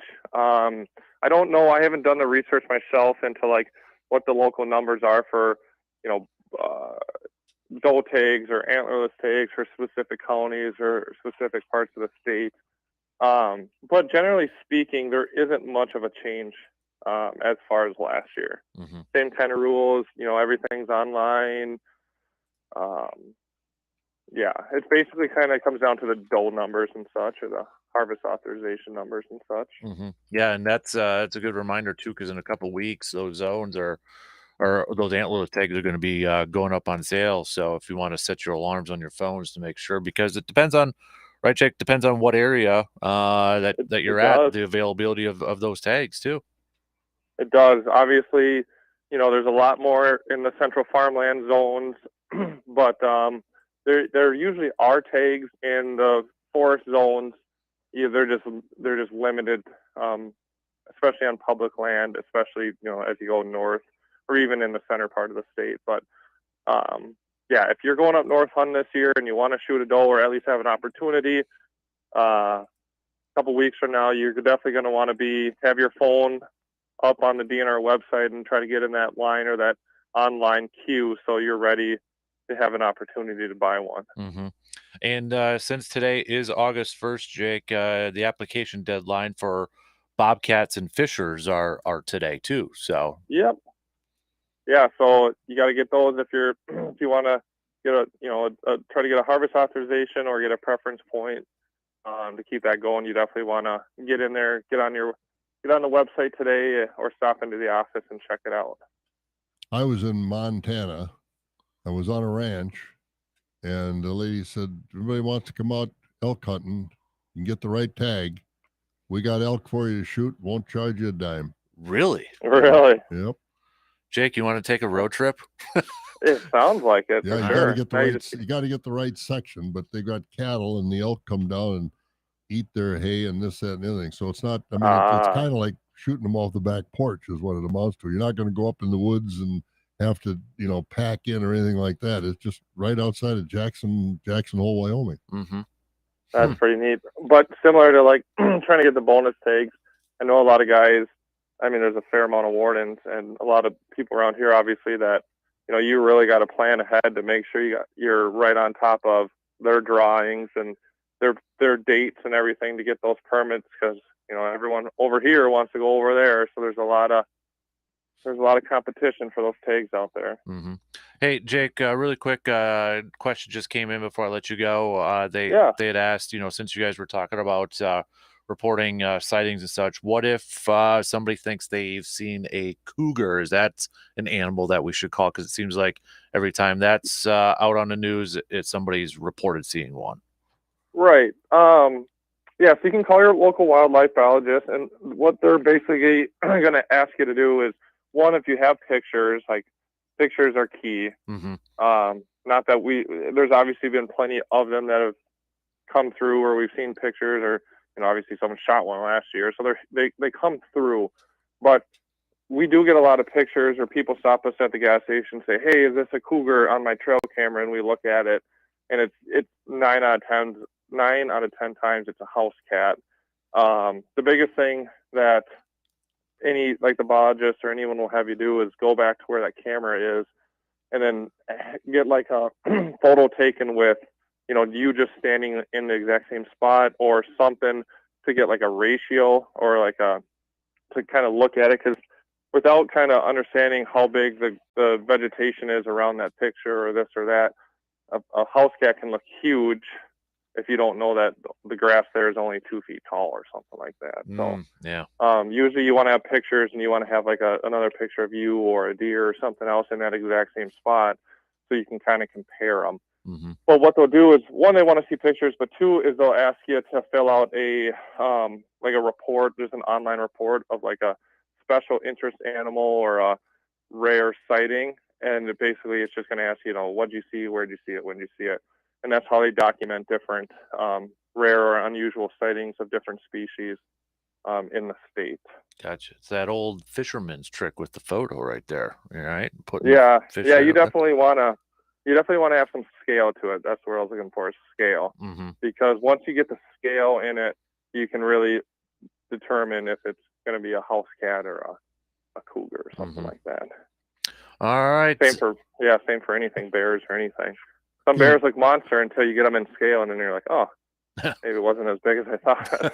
People on their trail camera will really tell you that they think they've seen that kind of a cat. It's just a house cat. They can't tell the difference. Is it that hard? Sometimes it is. Sometimes it is. I mean, granted, sometimes I've seen pictures where, the coloration and it's nighttime and this and that looks interesting. And sometimes I think sometimes our minds might play tricks on us where if you see something and you think something, it's hard to see anything else. Mm-hmm. But we're more than happy, to look at it and help people determine, what it is, so you have that kind of closure. Mm-hmm. Yeah, you want to be sending the kids outside if you got those kind of wild animals around. That, or, you don't probably want to be the guy driving around town saying there's a cougar and then you show it to the wrong person and it's a cat, and then they kind of spread that story around the bars that you thought it was this or that. So we're always more than happy to help identify animals for people. Again, and I say animals, but like fishes, we see a lot of people that report sea lampreys and different types of fish too that end up being like native species for the rivers that are good to have and stuff like that. So animals, fish, whatever, birds, you see them, you don't know what it is, call us. There's some sort of expert. It might not be me, but there's some sort of expert in the DNR that can help us out. Got a Bigfoot expert just in case? Yeah, you never know. So. Oh, I bet you we can make some calls and find a few. I'll volunteer to be that. Out of curiosity, have you guys talked at all? I don't know if you'd have any affiliation with it, but have you talked about Farm Tech Days at all? Bob? Absolutely, we'll be there. You're going to have a DNR exhibit out there August 13th, 14th, and 15th. Yeah, we are. I figured you might have something to do with it, Bob. But so the DNR has a right when you come in from one of the parking areas past. I think now I can't. It's right at the beginning, but they basically gave us a big block of like all the DNR, one big corner. Mm-hmm. So we'll have all the shows drinking, or all the departments drinking groundwater, law enforcement, wildlife, fisheries, bunch of different people, forestry will be there.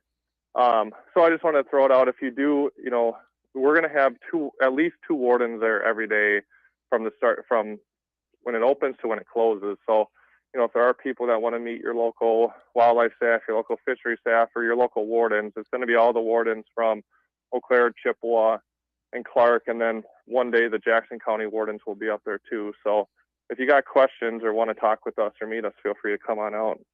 Perfect. Yeah, it'll be a busy time. I know last year down in Baraboo, they had a big DNR exhibit too. So that was nice to get everybody in one spot. Yeah, this year it should be one of the biggest spots we've had. And our division, the wardens, we got this brand new, like 28-foot long trailer that's all marked up for all of our ATV, UTVs and stuff. And we should have the bulldozer there from the forestry department. So it should be a good time. Yeah, it's and right up the road. Go ahead, Bob. Right up the road from your new Jim Falls DNR station. Right. Right up us. Yeah. those are some lucky wardens that are in there. They got some nice offices and nice storage space, better than most of the guys around the state. So Yeah. it's a very nice building. We're lucky to have it. Obviously, it's mostly for the foresters and all their big equipment and stuff, and they treat that thing very clean and good. So it's a nice office. Jake, we appreciate it as always, buddy. Stay cool out there and stay safe, and we'll catch up with you again soon. Okay, bud? Yeah, we'll talk soon. Enjoy the nice summer weekend we got coming. Absolutely. There you go. Jake Boakes, Conservation Warden for the state of Wisconsin. We'll take our final break here, and we got some picks and predicts coming at you. So we'll get to that after these quick words.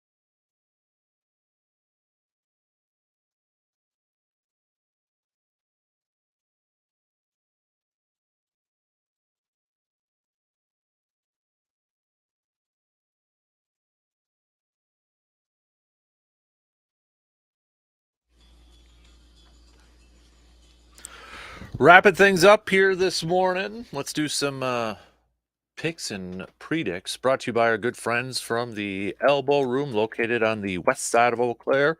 Elbow Room, also a partner of the Mobile Man Cave, and they'll be at the golf outing tomorrow over there too.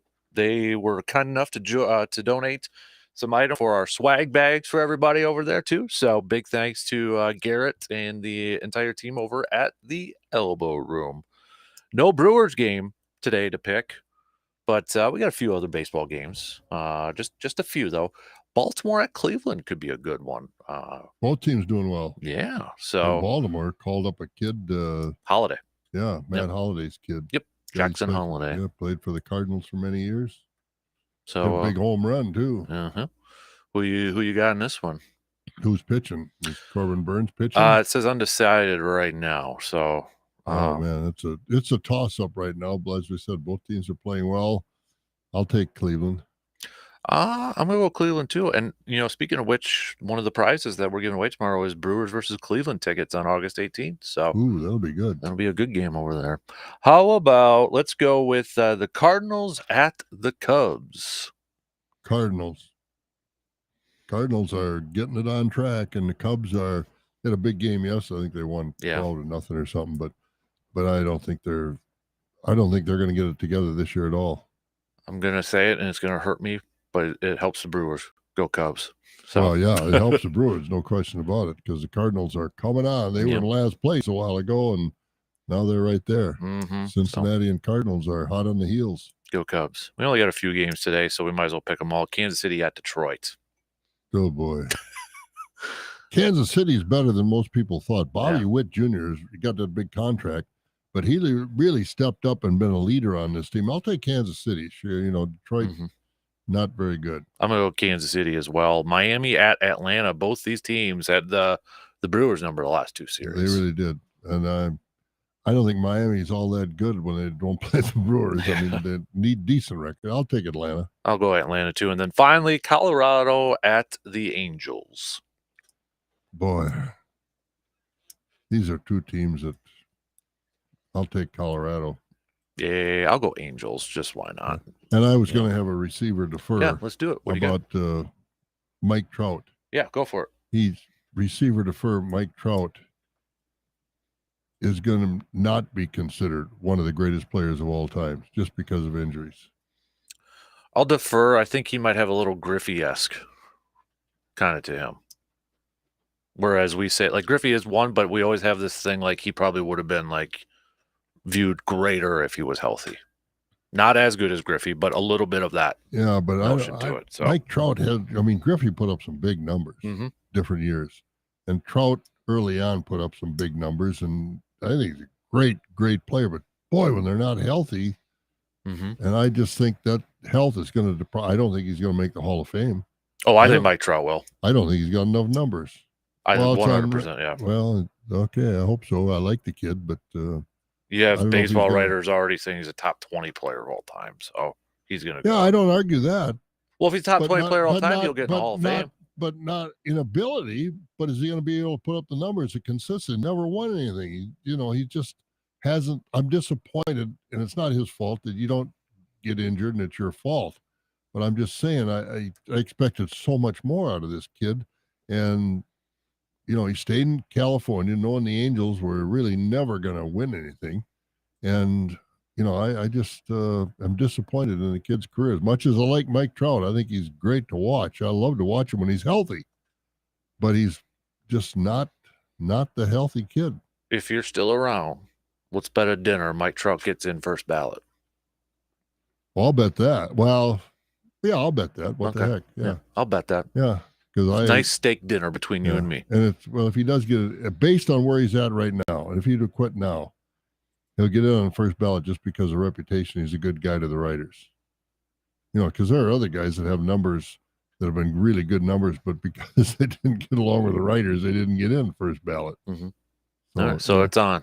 Sure. All right. All right. I'm feeling this might be my first great steak dinner I might have in a while. Oh, you never said steak dinner. I just said steak you dinner. Said dinner. Then I said steak dinner, and you kept talking, so I assumed that was a yes. I didn't hear that. Well, I got tube steak for you. No, I want you to take me to Montana, and then we're going to go over. Well, they get some good steak out there. We had some good steak out there. And I hope he makes it in the Hall of Fame. I got nothing against Mike Trout. I'm just disappointed.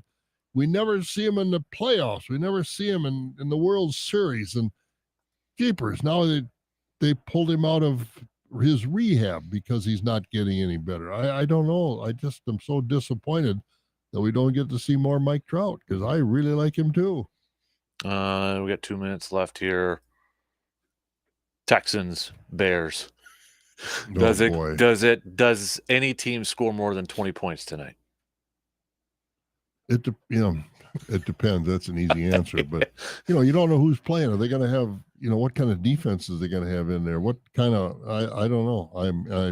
I guess the bottom line, I don't care. We're going to go 16-9 Texans. All right. In a barn burner. Oh, it'll be a barn. It'll be a nail biter. Mm-hmm. This is one of those, you go to the game and it doesn't matter if you watch it or not. You can talk to all your buddies around you and do that sort of stuff. But I think, like I said earlier, I think it's important that they have a game at the Hall of Fame induction. I really do. As long as the turf's ready to go. Yeah, that was dangerous a few years ago. That's for sure. Yeah, figure that out. So. Yeah. All right. I don't have any more, so we got only a minute left anyways. So all right. Well, I'm already when is your trying to figure out which game for the Packers? You must be going. We're probably going to go to the Ravens one at the end of the month. That's the only one they have in Green Bay this year. Oh, all right. It's just their one because they have the extra home game, which, yeah.